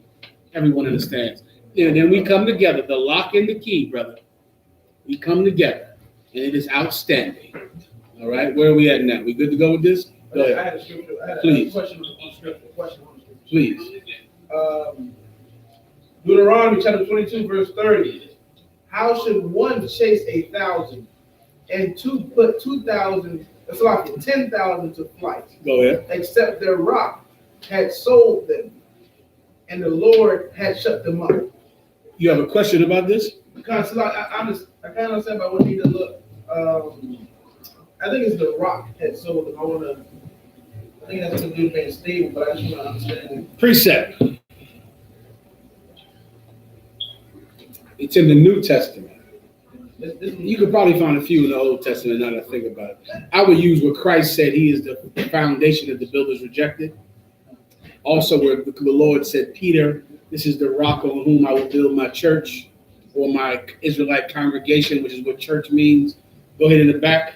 Yes, sir. Is it also referencing that like the other nations really wouldn't be able to hold us down, save the Most High has done this to us because of our disobedience? That's exactly what it means. What was that? Amos 5:3-1? Give the general a hand. That's exactly what it means. I mean, it answers the age-old question that everyone has had about blacks and Hispanics. There's so many of us. And how is it possible that these scrawny white people are keeping us in slavery? When we are strong and mighty, they're frail and weak. Yet they enslave us and destroy us. Right? Kanye West, even when he was meeting with Donald Trump, he said, he said something ridiculous. What's the thing he said about how slavery must be a choice? And he said it must be a choice because it's been so long and there's so many of us, we must choose to be slaves. Go ahead.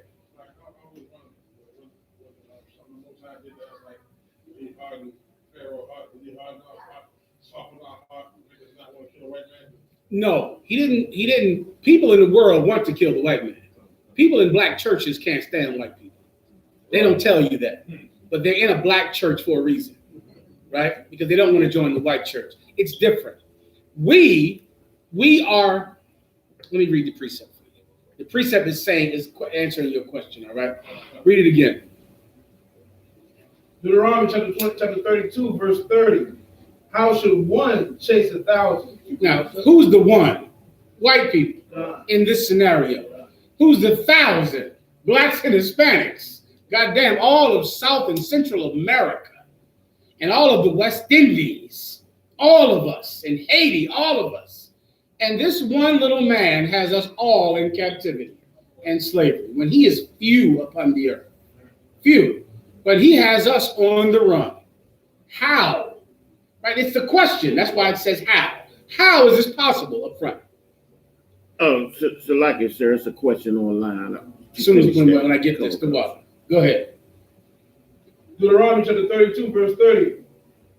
How shall one chase 1,000, and two put 10,000 to flight? How can two put 10,000 to flight, meaning to run? So 2 people or 2,000 people, or exactly 2 people, will make 10,000 people run away. How is that possible? Go ahead. Except the rock. Read that again. Except. Read it again. Except. Read it again. Except. Meaning this is the only way our situation could be happening. It's the only way. We are clearly better fighters than white people. Right.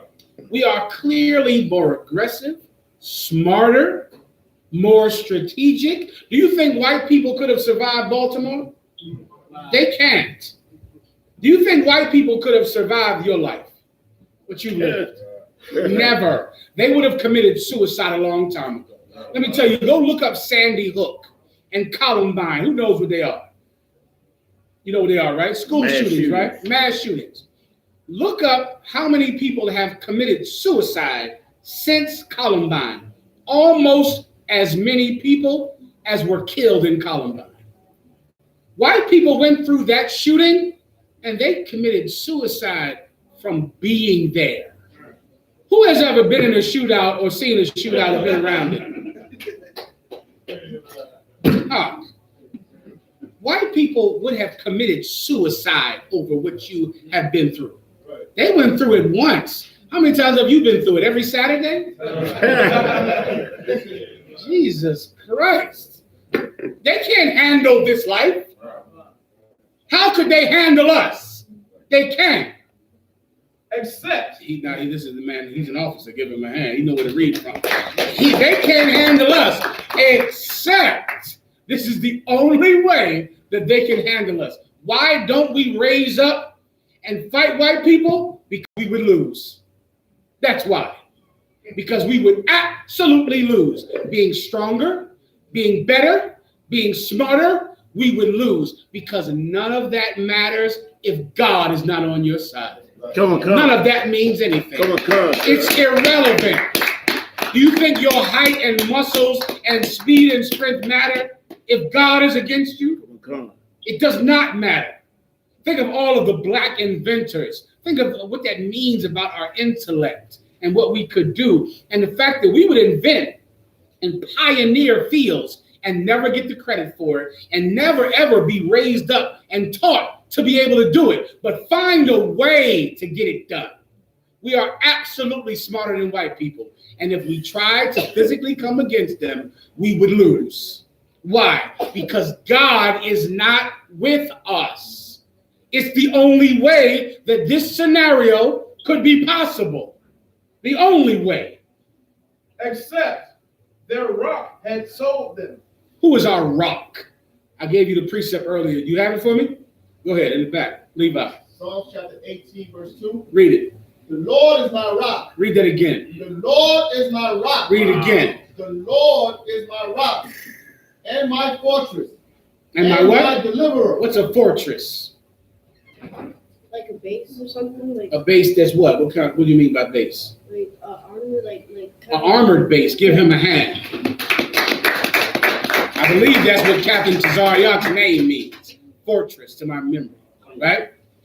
The Lord is our rock. He is our defense base. Without him, we can't win a battle. We can't win any battle. In a battle, who's in a battle between us and the Babylonians? Whose side is the Lord on? The Babylonians.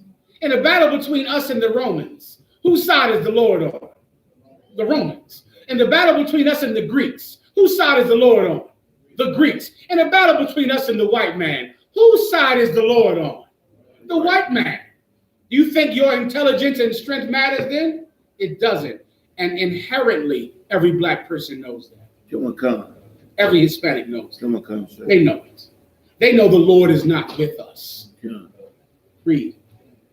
Except their rock had sold them, and the Lord had shut them up. You get my point out? So once again, if you really want to win the battle against white oppression, It's not won on the battlefield, like with guns. It's not won with training physically.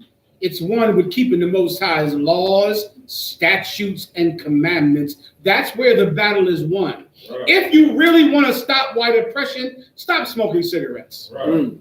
But how is a nation that the Lord calls by his name going to defeat white people? Both of you are smoking.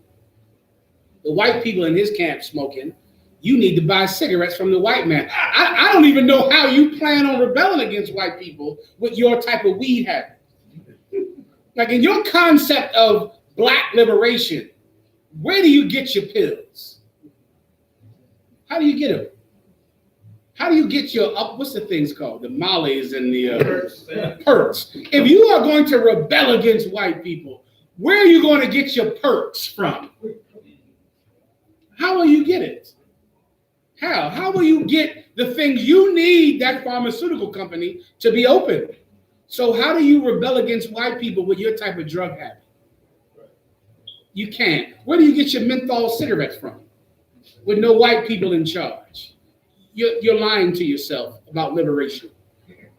You actually want white people in charge because white people in charge provide for you the kind of sin that you need. Without white people in charge, there won't be any more child molestation. And without child molestation, those children don't grow up to be your prostitute, your stripper. If you love strippers, how will you have them without white people in charge? If you love back page prostitutes, you brothers that like those whores, raise your hand, you love those whores. I tried to get you out there.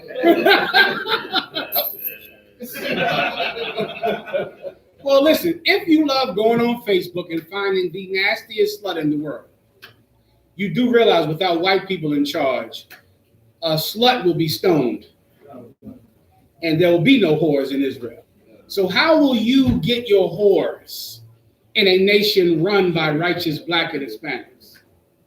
You won't even know who to have sex with without the internet, will you? Wow. Come on. Get the Lord on your side. He's against you now, all right? This school is set up to get the Most High to be on our side in the coming battle because the battle is coming.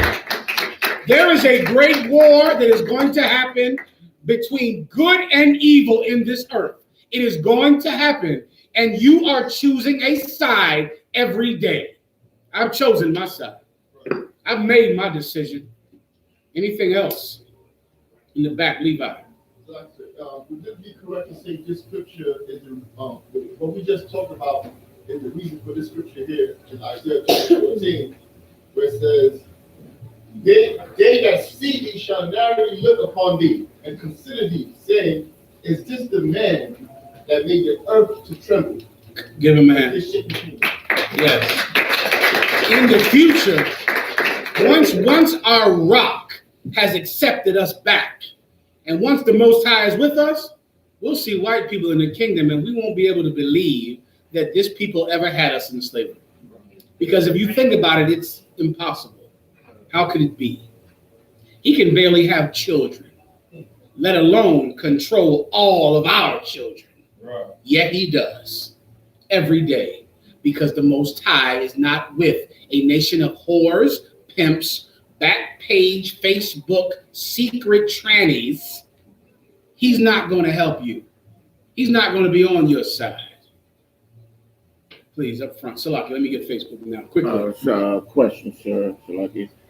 Sister Rhonda Smith, House of Nakazal. Salakia, sir, I have a question about the Psalm of David. The Lord is my shepherd. I need a understanding on Psalm 23, second verse. Who wants to break it down for the sister? Quickly, then I got to get into the Nipsey hustle, all right? Give me somebody from California. If not Nipsey, if not Cuomo All. Say again? You need telephone? I do. I need Cuomo All on the phone. He might be on his slavery. He told me he might have to work in slavery. Give me some. He was breaking down the entire whole Crips and Bloods thing to me today on the phone.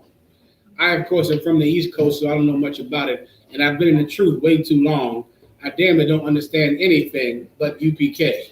All right, so while they're doing that, who can break down the phrase in the Bible, the Lord is my shepherd, I shall not want? What does that mean? In the back, Levi. So it's the same what we just talked about. He's our rock. So he provides. Okay, but give me this is a new metaphor, however. You're right, but it's a new metaphor. What's the metaphor here? Sheep with a shepherd. In the metaphor, we are sheep. He is the shepherd. What's a shepherd? A shepherd, is that all he does? He leads them right here, up front. Up front, you. Give the both of them a hand. A shepherd, let me give you the concept, right? You know the Passover is coming up.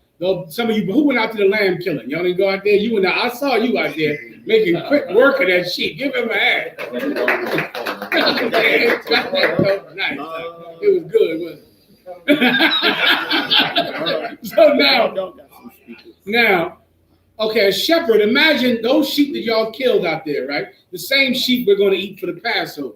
Those sheep that we're going to kill about, for the Passover, we're going to kill, what, 50 sheep? 50 sheep, the 12th, are going to die. The 12th of this month, 50 sheep are going to die. Their bodies, you're going to eat at the Passover, and they're going to be delicious, right? How do they die? How do they live? They go out in the field, and they graze, right? They eat everything. While they're out in that field, someone has to watch them. While sheep are out in the field, you know this from killing a sheep. A sheep is not a fighter, meaning if you grab him, he'll give up. He's not smart. He doesn't protect himself. He's made to be food. What he did for you, he will also do for a wolf, for a cougar, for a coyote. They'll give up. Sheep are vulnerable. You understand? They can't fight back. They're not bred to fight back. They're bred to give up and lay down like this on the floor so you can cut their throat. They're not bred to defend themselves. So because sheep are not bred to defend themselves, they need a shepherd. They need someone that will go out there with a big stick. What's the purpose of that stick? To fight off any predator, or also, Salakia, to guide the sheep. Because sometimes sheep, give him a hand. Sometimes sheep go astray. Sometimes they go off over there where the bears are, when they got to stay over here where I'm at. Do you understand? Don't go over in them rocks. Stay with the flock. The flock are over here. Now, sometimes one or two sheep will try to go over there where the bears are lurking over there behind a goddamn bush. And I got to take my hook and say, get back over here and stay with this flock where it is safe. Do you understand? Sheep need a shepherd. Sheep need a shepherd. Here's what you have to understand. The Lord is our shepherd. The Most High is our shepherd. The Most High is the one that has the big stick to correct us when we try to go astray and put ourselves in danger. And he uses that same big stick to kill any, read my mind. You're right, but you got to be here. Yeah, and you have to know precepts. To kill any, Malakia, give him a hand. Ooh wee! Why did he say beast? Who knows? In the back, right here. So why did he say beast? Because of Ezekiel, the 33rd chapter. You get my point? Because the Most High protects us from those beasts. When the Lord said, when Psalms, David said, the Lord is my shepherd, meaning he protects me, he keeps me safe, I shall not want. I shall not want for what? Another shepherd. He's my shepherd. I got a shepherd, Mimia. I got a shepherd. I'm straight. The Most High protects me. Everybody gets it, right? Anything else? Come on, Malakia, quickly. Back in the scripture we just read, what scripture? Deuteronomy 32 and 30. So in Deuteronomy 32 and 30, where it says, they set their rock that sold them, Will we be able to precept that with Deuteronomy 28 and 68 when it said he shall bring us into bondage again and sell us? Well, Yes, that's a definite precept. He gave us up to be slaves. So here we are. If you don't want to be slaves, stop smoking weed. Stop being a goddamn alcoholic. Stop popping Percocets and Valium and raiding your grandmother's medicine thing. The grandmother got the thing with Monday, Tuesday, Wednesday, Thursday, Friday. She go in there to get a pill, the damn thing empty. Stop doing that. And then maybe you'll fight white oppression. When you can stop raiding your grandmother's goddamn Monday, Tuesday, Wednesday, Thursday, Friday medicine pill box. You're disgusted and ashamed and a goddamn embarrassment. All right, where are we at? I got Captain Godal on the line, sir. Give him a hand. Give Captain Godal a hand. You need a microphone? What do you think? All right, Captain Godal, how you? We can hear you now, sir. Somebody little. Oh, let me. You ask your phone. Is it on? Is it on the speakerphone? Go ahead, Cap. I hear you fine, Knock. You got it? Yeah. So Captain Godal, this is Captain Godal. He's in charge of Southern California. Give him one more hand. All right. Let me go into let me get some pictures of the Nipsey Hussle up here on the screen if you got him, all right? Can someone give me pictures of Nipsey Hussle? Nipsey Hussle, I know, is a rapper, all right? So Captain Godal will explain who Nipsey Hussle is, and if you could, give us some background on the whole Crip and Blood culture in California. And then, of course, I will give you the UPK's official stance on Nipsey Hussle and every other similar event in the news. Let's do it. Sure. Ready now? I am. Okay, so I mean, the cat, he's a Hamite. That's the number one thing. He's a Hamite. But he's a Eritrean. I believe his mother is a Judite, right? Okay. But of course, like he grew up in in LA. He grew up as being I would say, he grew up all around Israelite. You know what I'm saying? He didn't grow up around no Africans. You know what I mean? He didn't grow up as an African. You know what I mean? None of that. So like if you were to see the cat spirit, he's like a total like Judite. You can tell like he a heathen for sure, but he looks like his whole spirit goes get down as like a feather and like a feather. And so I'm assuming because of that, because he behaves so much like a brother, the actual brothers in LA accept him like a brother. Is that correct? Oh yeah, most definitely. Like his people, the people who raised him up, you know what I'm saying, is all all Judites, all Benjamites, type cats like that. Mm-hmm. Okay. So in his neighborhood, like he known in his neighborhood, and what neighborhood is he from? He's from Rolling 60. It's a Crip neighborhood in LA. Mm-hmm. So the part where he's from, like his people love him. You know what I mean? He just came from the bottom to the top. You know what I mean? Like he definitely, in my opinion, he's the best rapper in California. But I'm just biased on. He a Hammer. I can't listen to him. You know what I'm saying? So, come on, why not? Okay, let me help you with that. Let me help you with that first of all. Okay. Sure. What in the hell difference does it make what nation somebody is that whose music you listen to? That's irrelevant. Okay, you don't know the brother. He ain't in the class with you. He's not even a brother. Don't sweat any of that. You get the point. This is a cat that makes music somewhere. He's a Hamite. He looks like a Hamite to me, obviously, up on the screen. He looks like one of those Ethiopians, right? Yeah. But he makes good rap music. Is that correct or not? Right. Solid. Personally, yeah, the music. I'm saying that's a personal thing. Personally, you like his music, and that's fine. Keep going. Sure.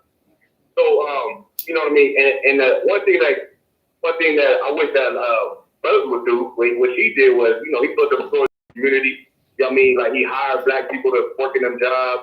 You know what I'm saying? Like he was heavily involved in the community. That's why people would love him. You know what I'm saying? People loved him and respected him. You know what I mean? And they taking it hard. It's a super tragedy in California for sure. Out here for him.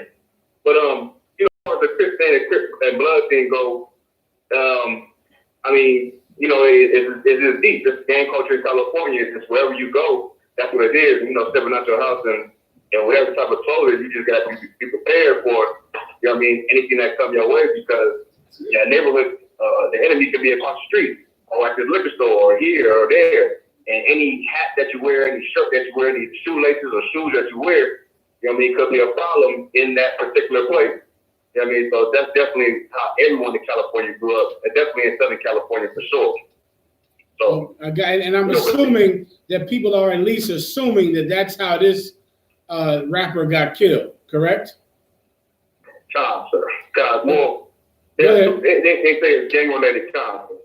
Okay, right, got you. So meaning he got, I'm assuming that people don't know by now, right?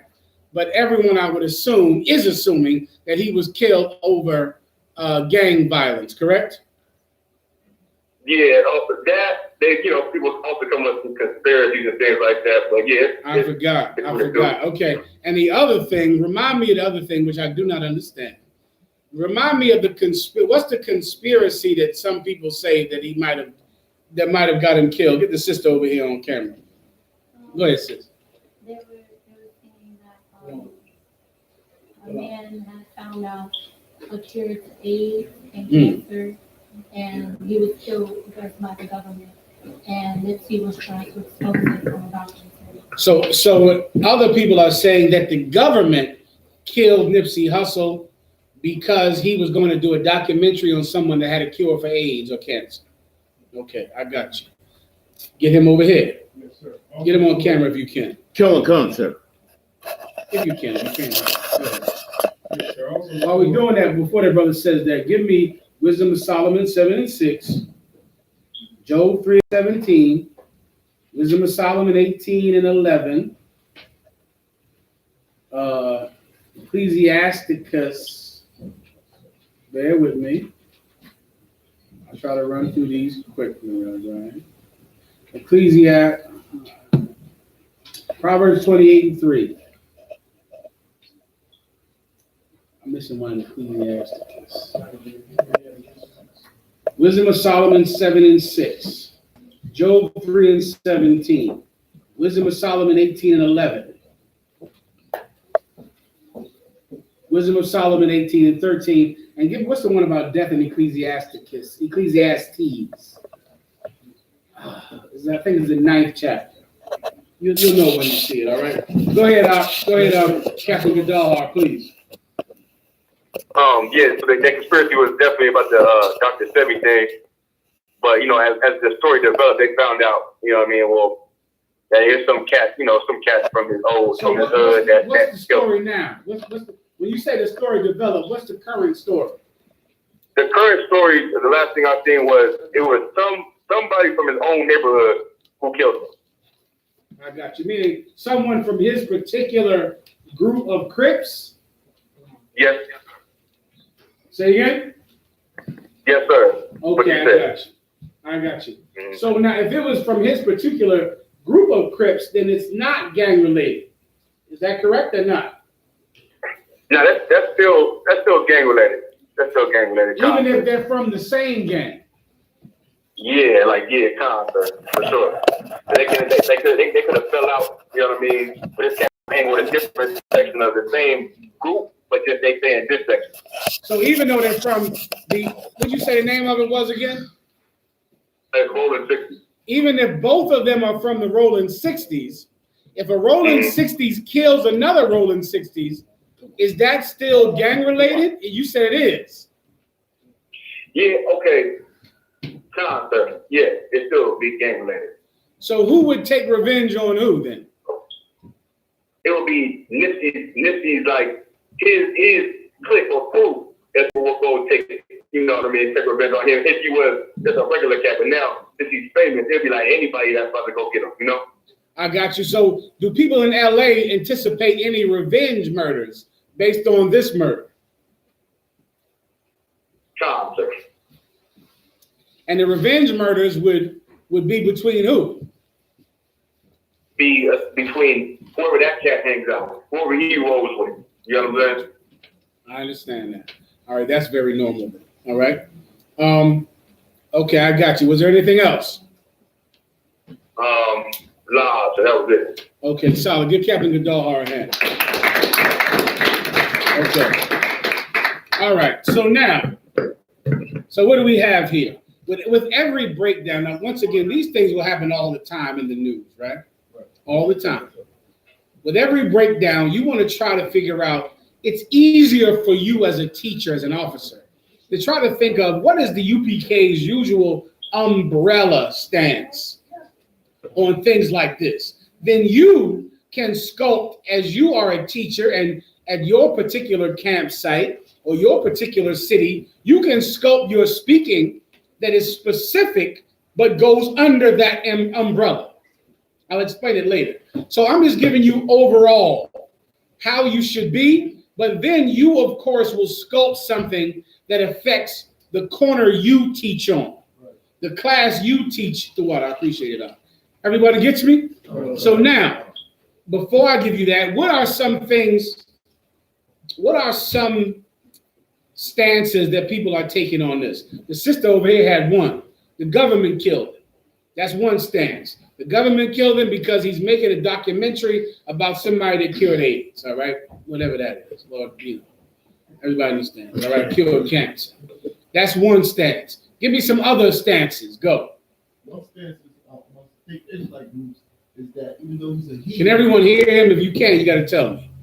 Even though he's a fake Israelite groups are saying what? Even though he's a heathen, because he's a human being and he gave the black community, we should mourn on him. Because he's a human being? Fake Israelite groups are saying that? They use the term humanity. Why are we not mourning his death? Okay. All right. So fake Israelites are saying that, you know, all lives matter, I would assume, right? So he's a human being, and we should all mourn for the loss of a human being. I'm assuming those fake Israelites mourn for every death that happens every day. Of course. Of course they don't. So let's first shoot down that one. Okay, of course, fake Israelites are mourning for him because he's famous. Right? Fake Israelites do not mourn for every brother who ODs in the ghetto, for every woman that dies in the ghetto. They don't mourn. They're saying they mourn for him in spite of the fact that he's a heathen. In actuality, they mourn for him because he's a heathen. Do you get my point or not? They do not mourn. If you need a reason to mourn, you don't have to leave out your house. You could mourn every day, all day, because your entire life is death. And that death is all you've ever known is death. So they're not mourning for Nipsey Hussle because he's human.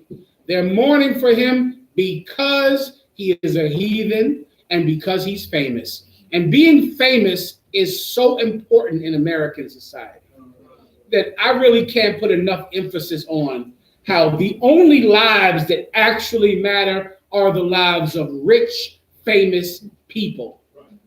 Give me another stance that people take.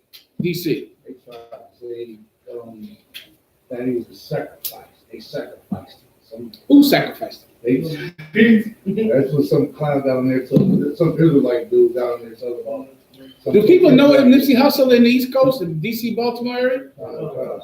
Some of y'all know about it. I'm listening to rap music. I get you. So now, okay, so somebody sacrificed him. So he said he started breaking out some clowns started breaking out numbers. See, he got killed on his 33rd birthday. Damn. Freemasonry? All right. Okay, listen, I hear you. Listen, that's right. Now, did he give you any breakdown for why his father got shot? His uncle? His cousins? His best friends he grew up with? There's no numbers for why your best friends died. All right. Okay, in the back. Yeah, this is the biggest one, sir. Because his mother was a Judite, and everybody should mourn for her loss. And because his mom had lost her son. Yeah, so that's one other thing, because her mom lost her son. So then I'm assuming they mourn for every black man who is shot. Is that the case? No, because they also have black mothers, don't they? Right? Guess who else has a black mother? The people that they shoot. right? So when you go kill that nigga, his mama's black too, right? Do you mourn for him? Do you mourn for his mother? Every man you've ever shot has had a black mama, right? Does anybody care about her? Huh? No. So, okay, so let's move on. Next. I heard somebody say that he wasn't a heathen because it's remnant. We don't know if he's a heathen because it's remnant in Ethiopian history. Meaning what? That he may not be a heathen. Because? His mother's from Ethiopia or Eritrea or father. And they think that the people of Ethiopia are not Hamites? It's mixed there. Okay, so he might be one of the ones who's not a heathen. Oh, who that? All right, there you go. So the person that's talking to you, what is their race? I'm assuming they black. I don't know. It's on Facebook. You get the point? Meaning, okay, he might be an Israelite, right? What's your race? Israelite. Are you sure? But even though you don't know, even though you're in America with all of these different races here, having sex with each other, white people are here, Africans are here. How are you so sure of your race? Because I know my ancestors. Right, but Nipsey Hussle's race, we're not sure of. Right. You see how you can go crazy with that? Right? If you're not sure of his race, how are you sure of your own? He's in Ethiopia. His father said he's an Ethiopian, but I'm not sure of who he is. Then why am I sure of my own? You want to go crazy? Because that's how you do it. You go crazy like that. If you look at heathens and go, I'm not sure if they're heathen, then why are you sure that you're an Israelite? He's from Eritrea. He might be an Israelite because what? Because there are some Israelites in Eritrea. Are there some heathens in America? No. So is that possible that you're a heathen then? Not me, sir. Exactly. Me either. So do I even think about the possibilities of who I am? Because there are white people living in America? Does that mean I might be white? It's weird sounding, right? So do I even think that Nipsey Hussle could be black because there are black people in Ethiopia? What do I do? What do I do with anybody? When Nipsey Hussle is alive, what do you ask him? What's your nationality? And if he says, Black. if he said, well, he wouldn't say black Nipsey Hussle. He would say what? My father is from Eritrea. And when he says that, what would you do? You say, don't ever come to my class. I don't ask him who else lives in his native land. I don't even ask him that. I just ask him one question. What's your father? Eritrean. Shalom. I ask you, what's your father? Come on in. You get the point? Doesn't that make life easier? I'm trying to make things easy for you. Or do you want to just be in a cloud of, who are you? I don't know who you are. Some black people live in your land. Some white people live in your land. Let's all smoke weed and raid our grandmother's medicine cabinet. Who else? What else are they saying? Give me two more. Anything else, or is that it? Captain in the back. Pharmaceutical companies after him. For what? Because of Dr. Sebi, so-called Dr. Sebi, was exposing the pharmaceutical company. Listen, this cat, I never even heard of this cat. This cat must be somebody. This cat is up against, he's the enemy of the state.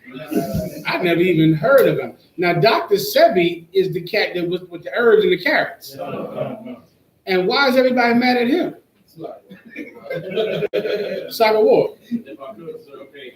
The Dr. Sebi thing is a big thing that people online are saying about it. They're saying, okay, he was going to do a documentary about the work that Dr. Sebi cat was doing before he died, and that work that he was doing threatened the whole pharmaceutical industry because the Dr. Sebi was teaching that there's ways that you can heal yourself of all these sicknesses and not have to go to the medicine, not have to go to CVS, not have to go to the doctor to get the medicine. So that's a big thing. The reason why that whole Dr. Sebi thing is people saying anybody will get close to teaching what Dr. Sebi was teaching, they died. And there's a lot of about 40 to 50 holistic doctors in the U.S. that have been killed in the past year. So all of that is tied into the whole. Was Dr. Sebi killed?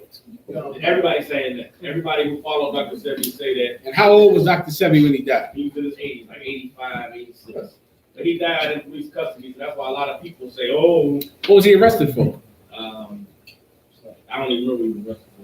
No, the brother, I mean, Islam, yeah, the brother, Dr. Sebi, he was arrested because I believe he had 30,000 cash on him. Yeah. He had 30,000 cash on him, and then they said because he had that amount of money, he was trying to catch a plane with that money, with 30,000 cash on him. And he died when in police custody. Go ahead, brother, right here. Well, he died, the strange part, I died, you got a doctor that said he would cure any disease. He never died in the jail cell with pneumonia. And that's strange because? It is strange, I mean, he can cure any disease, but,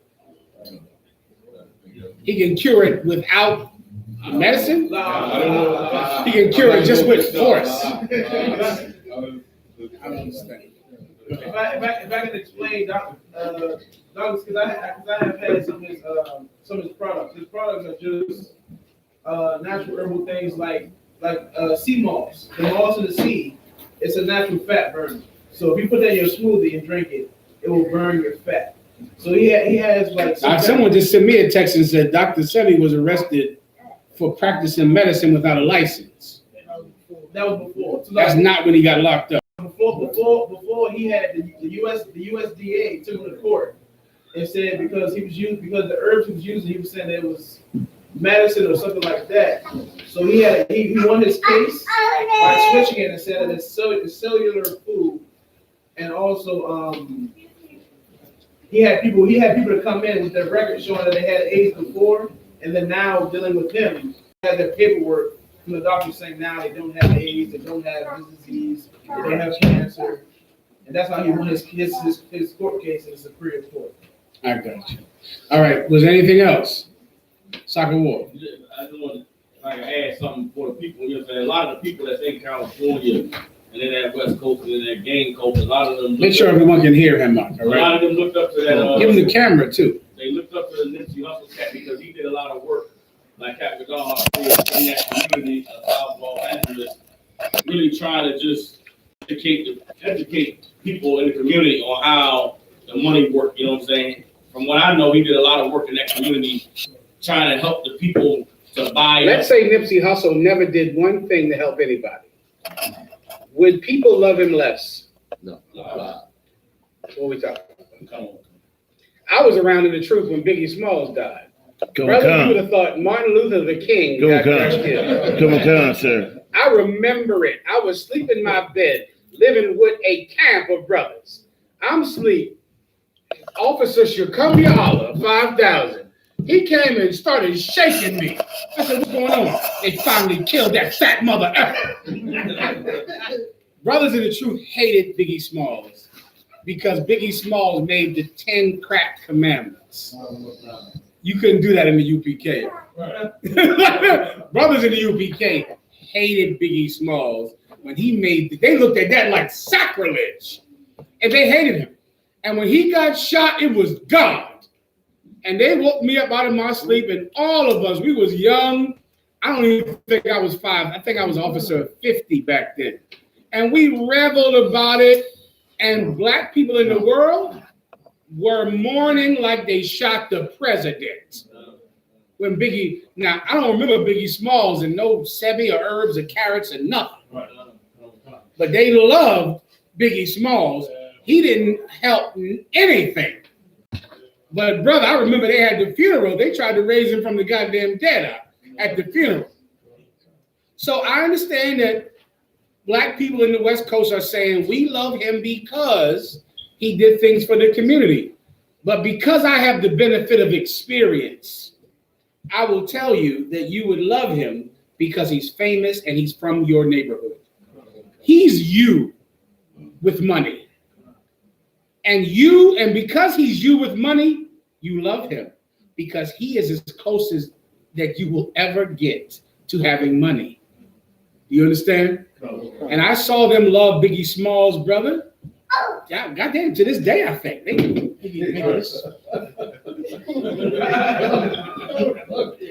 Biggie, I love you. But you, Biggie, I ain't forgot about you.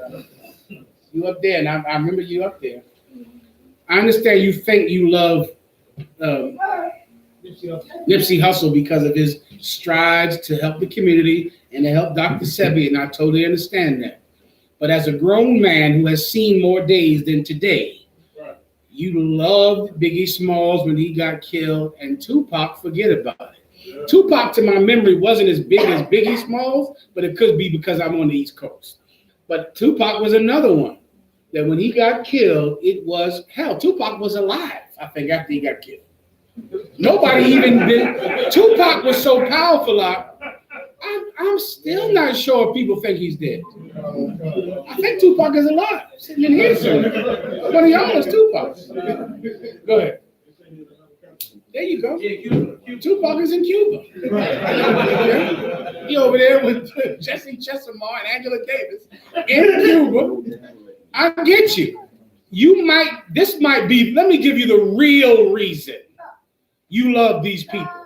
Because you are a hopeless people who have no hope to ever do anything with your life. And there's a man that did it. And you can only live vicariously through him. Biggie Smalls is you. When we were young, Biggie Smalls was us. Drug dealers on the corner who made it out. And we loved him. Tupac is you. He's from LA. He's a drug dealer, a criminal, and he made it out. He's you. Nipsey Hussle is you. He's from the Rolling 60s Crips. He's from your neighborhood, and he made it out. And he is as close as you will ever get to making it out. So you hold on to his life as if it is your own. You understand? I'm giving you the real reason. It has nothing to do with his stores, his achievements. It has to do with your own pitiful, hopeless life. That's why you love him. That's why you're into him. Do you understand? Come. If you can refute that, I'm sure I'm happy to hear it. Someone had their hand up over here. Go. Just send me a picture. Nice and loud. Danielle sent me a picture of Nipsey Hussle's father, and he looks like Ethiopian. Yeah, well, Nipsey Hussle looks like an Ethiopian to me. Okay, but all right. That's fine. Okay, let's just assume he's an Ethiopian because he said he was. Okay, let's not go farther than that. All right. Since he said he was, for the purposes of this class, he is an Ethiopian. Done? All right. Does anybody else have anything they want to say? Let me give you the Israelite School of Universal Practical Knowledge's stance on Nipsey Hussle. Now, Nipsey Hussle is a heathen that got killed. There are many heathens that got killed. Give me some more cases where heathens get killed. Sandy Hook, right? Columbine. Numerous school shootings that happen every day in America. Are those Israelites that get killed? Those are heathens that get killed, right? What is the UPK stance on those? First, I need my precept. Oh, somebody just sent me a picture of Nipsey Hussle. Oh, this is his father. He looked just like him. I didn't need to see his father, but let me move on. Let me give you my precept first, all right, for time's sake, okay? Ariel, you had your hand up? It's just, Say again? it's judgment on the heathen when they terrorist attack happened on that show. Okay, give him a hand. Okay. Let me give you first the precept. What's the precepts I asked for earlier? Solomon, 7:6. Wait, I need Ecclesiastes. What's the one I asked for in Ecclesiastes 9? Somebody find that? A dead dog is better than a live dog is better than a dead lion. For there's one judgment that come to us all, For time's sake, I'm going to sum this up. I gave you all of the precepts, right? Nipsey Hussle is a heathen, and he got killed, much like the heathens that died in Sandy Hook or in all of the school shootings that happened in America. Here is the Israelite School of Universal Practical Knowledge's stance on all of them. The Israelite School of Universal Practical Knowledge does not want or desire anyone to get murdered. That's not what we want. That is not our goal, to get people murdered or to have people murdered. But we know how people get murdered. We know it's God's judgment on it. If white people don't want their kids to be murdered, going to school every day, we advise white people to treat black people better, to treat us with dignity and respect and honor, and not to mistreat God's children so poorly, because when you hurt God's children, he hurts your children. That's what happens. I'm not asking for God to hurt your children, but you are hurting mine. And when you hurt mine, God hurts yours. Here's what you want to do. Here's what you want to do when any heathen gets killed. What you want to do is not think about who he was, but think about who you are. You understand? Let me explain it to you. Hold your point 1 second. I remember when I was young in the truth and 9/11 happened. And I was young in the truth, Doc, and when those planes went into that building, I went out on the street corner and I yelled and laughed in the face of white people. I was so happy and ecstatic, and I yelled and laughed at them all day. Then a few years later, I got on the plane. You understand? And as I was getting on that plane, I was scared. Because you know what I remembered at that moment? Death is not only for heathens. The righteous also die. Here's what you don't want to remember in death. That Nipsey Hussle is not our brother, and we should not mourn for him. We should not mourn for the people that died in Sandy Hook or in Columbine. But here's what we should do. We should know that death can come for us all of us. The graves aren't just filled with the wicked. It is quite easy for the righteous to die also. So now what does that do for you as a teacher? As a teacher, when my enemy dies, I don't do an end zone dance. Who knows what I mean? Who knows what an end zone dance is? Slam the ball and dance. I don't go, I scored. Bam! Nipsey Hussle is dead. Nipsey Hussle is dead. I don't do that. Why? Because I know that quite easily my brothers could go into that same grave. Right. And brother, when my brothers died, you better not dance. You understand that, right? My brothers died. I've had brothers that have died in the truth. And it would behoove everyone to pay them some respect. You get my point? Because death, and this is something that children don't know. These precepts we're going to read. When you're young, you don't realize, to you, death is something on TV almost.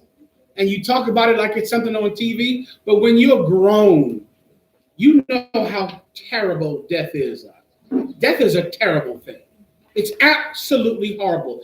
It's fun to rap about killing someone, but actually killing someone is terrible. It's fun to rap about going to jail, isn't it? You got locked up, you got shot, you killed somebody, but actually doing it is horrible. It's a horrible existence. And when you read these Bible scriptures, you're going to realize what death is. And death is terrible.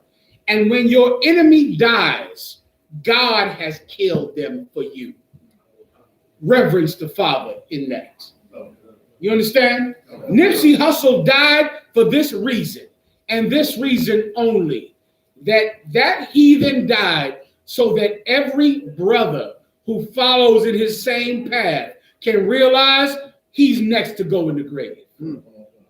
I need some precepts. I need first what Christ talked about it in the book of Luke when he spoke about them that the tower fell on in Shalom. Who's familiar with that precept? Have ye not heard about them that the tower fell on?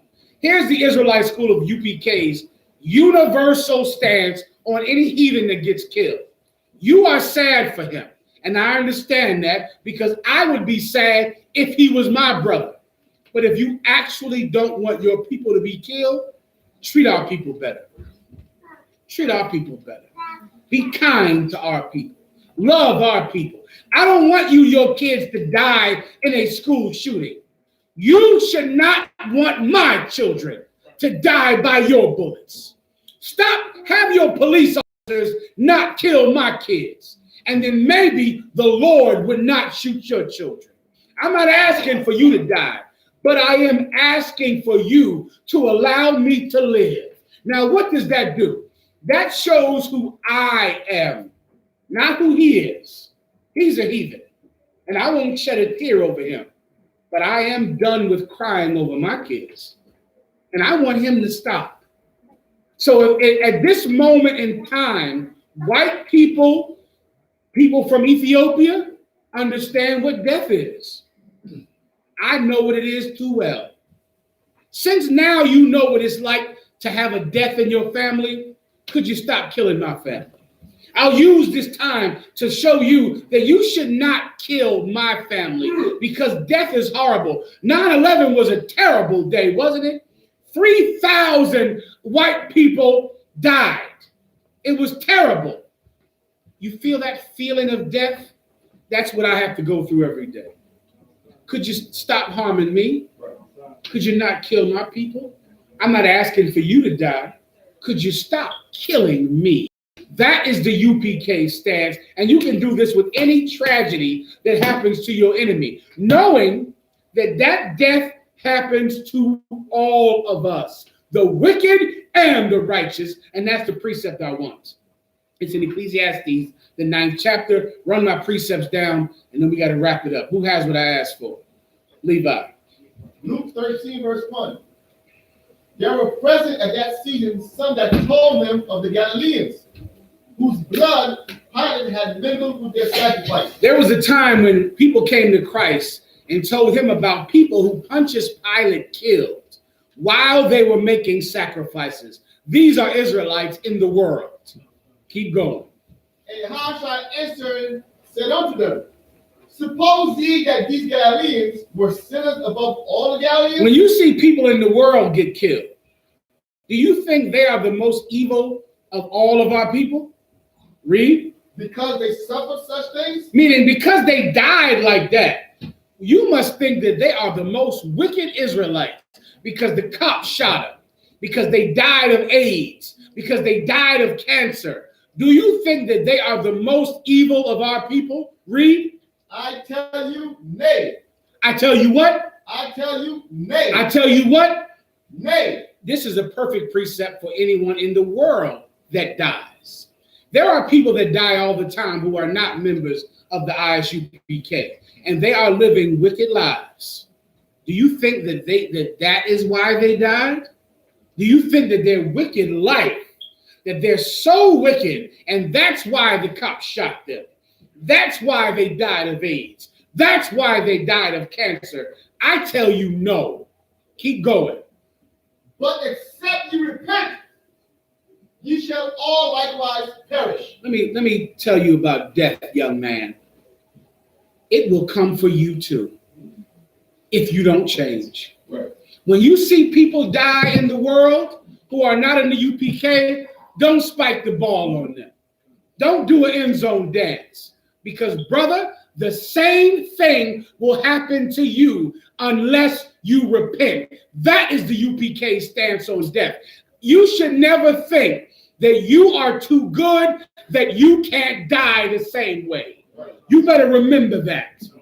You are in here by the skin of your teeth. Do you think you're better than your brothers in the world? You're not.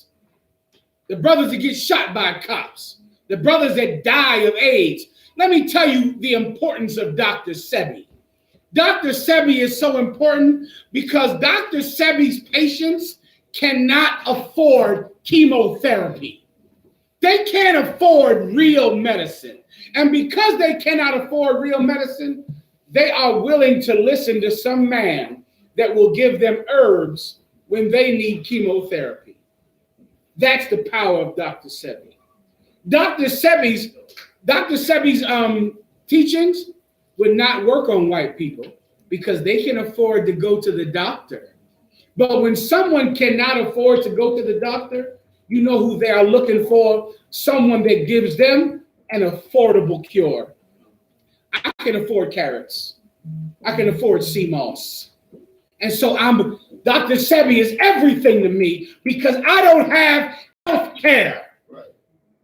So now, do you think you're better than them? You're not. They love Dr. Sebi, brother, because they're poor. Right. The what? That's the sadness of Dr. Sebi and people like him. Who else does what Dr. Sebi did? It's right in front of your face. Right. Malakia? No. The I.S.U.P.K tells your simple ass to go to the doctor. Right. No, the I.S.U.P.K does not do. But there's someone else that does it every day. Instead of going to the doctor, which you can afford, you could. You could what? Oh, no. It's so in front of your face you can't see it. It's the exact same thing that Dr. Sebi does every day, except the government doesn't kill them. You know where you can go? You can go to a church, and he will go. Now you can walk. Your cancer is gone. Your tuberculosis is gone. And people line up to go to church to get healed. Why? Why? Bring me home. Because it's free. And they can't afford to go to a doctor. Why do doctors charge so much money for their cures? Blow my mind. Because they work. That's why. And that makes them valuable. Because they work. And so because he actually has a cure for cancer, it's $1 million. But a fake cure for cancer is free. That's the sadness of what Dr. Sebi is doing. We can't afford to go to a doctor. So, brother, do you have a cure that costs 50 cents at the vegetable market? I'll take it. I'll take it because I'm poor. Because I'm suffering. We should feel sorry for those people that have. Can you imagine having AIDS and going to Dr. Sebi? God damn, as I think about that, it blows my mind. I remember recently I went to go to the doctor and I took a blood test. And I'm sitting in the house and the hospital called me and said, "Hello, is this you?" I said, "Yes." They said, "Are you bleeding right now?" I said, "No." "Why the hell do you ask?" They said, "Your blood test says you have leukemia." I said, "What?" And they said, "Get to an emergency room right now or come back to us." I sat there and I said, "Well, God damn." I went to the emergency room. I took the test. They said, "Oh, we made a mistake. You don't have leukemia." The person made a mistake that was testing your blood. As I said in that moment while I had leukemia, do you know how poor I'd have to be to go to get a cup of carrots up? Good Lord. I'd have to be so. Can you understand? Y'all don't get it if you're healthy. But if somebody tells you you have leukemia and you go buy a tea, brother, you poor. You poor. Nobody wants to drink no goddamn tea. Bob Marley, who knows who Bob Marley is? Bob Marley was super into sea moss and carrots and everything until he got cancer. Then what did he do? He was in the best hospitals in Vienna. You understand? Because when you are sick, you ain't playing around with no goddamn sea moss. When you're sick, you want to go to the goddamn hospital, but you can't. And so then because of that, I walk you up.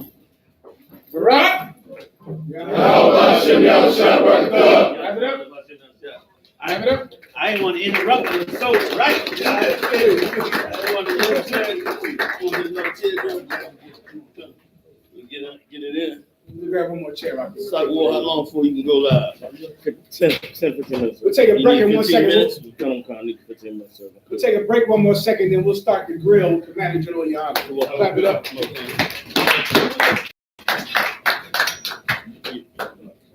Class dismissed. We'll take a break for a few minutes. Can you get him on camera? Come on, come, so I will be able to come on camera. You good too? Good to go. General, stop your time. Okay, for one pull up. Say something? Talk to the try to get the brother. Come on, pull up. No. It's your taste. Right here. Yeah, go.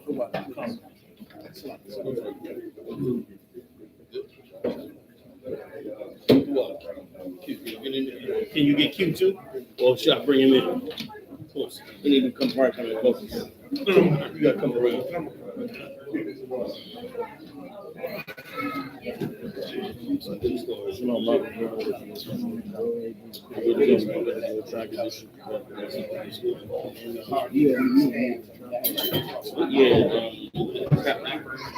Captain Shopping for the brand new that's here. It's just the anger.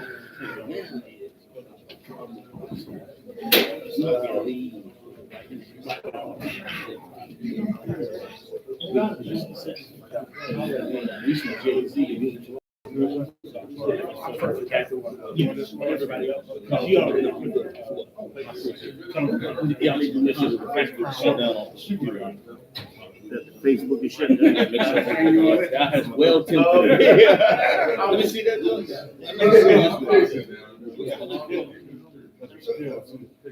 This is what kind is this? That's the 12-year-old smooth age. It's way better than what I used. This is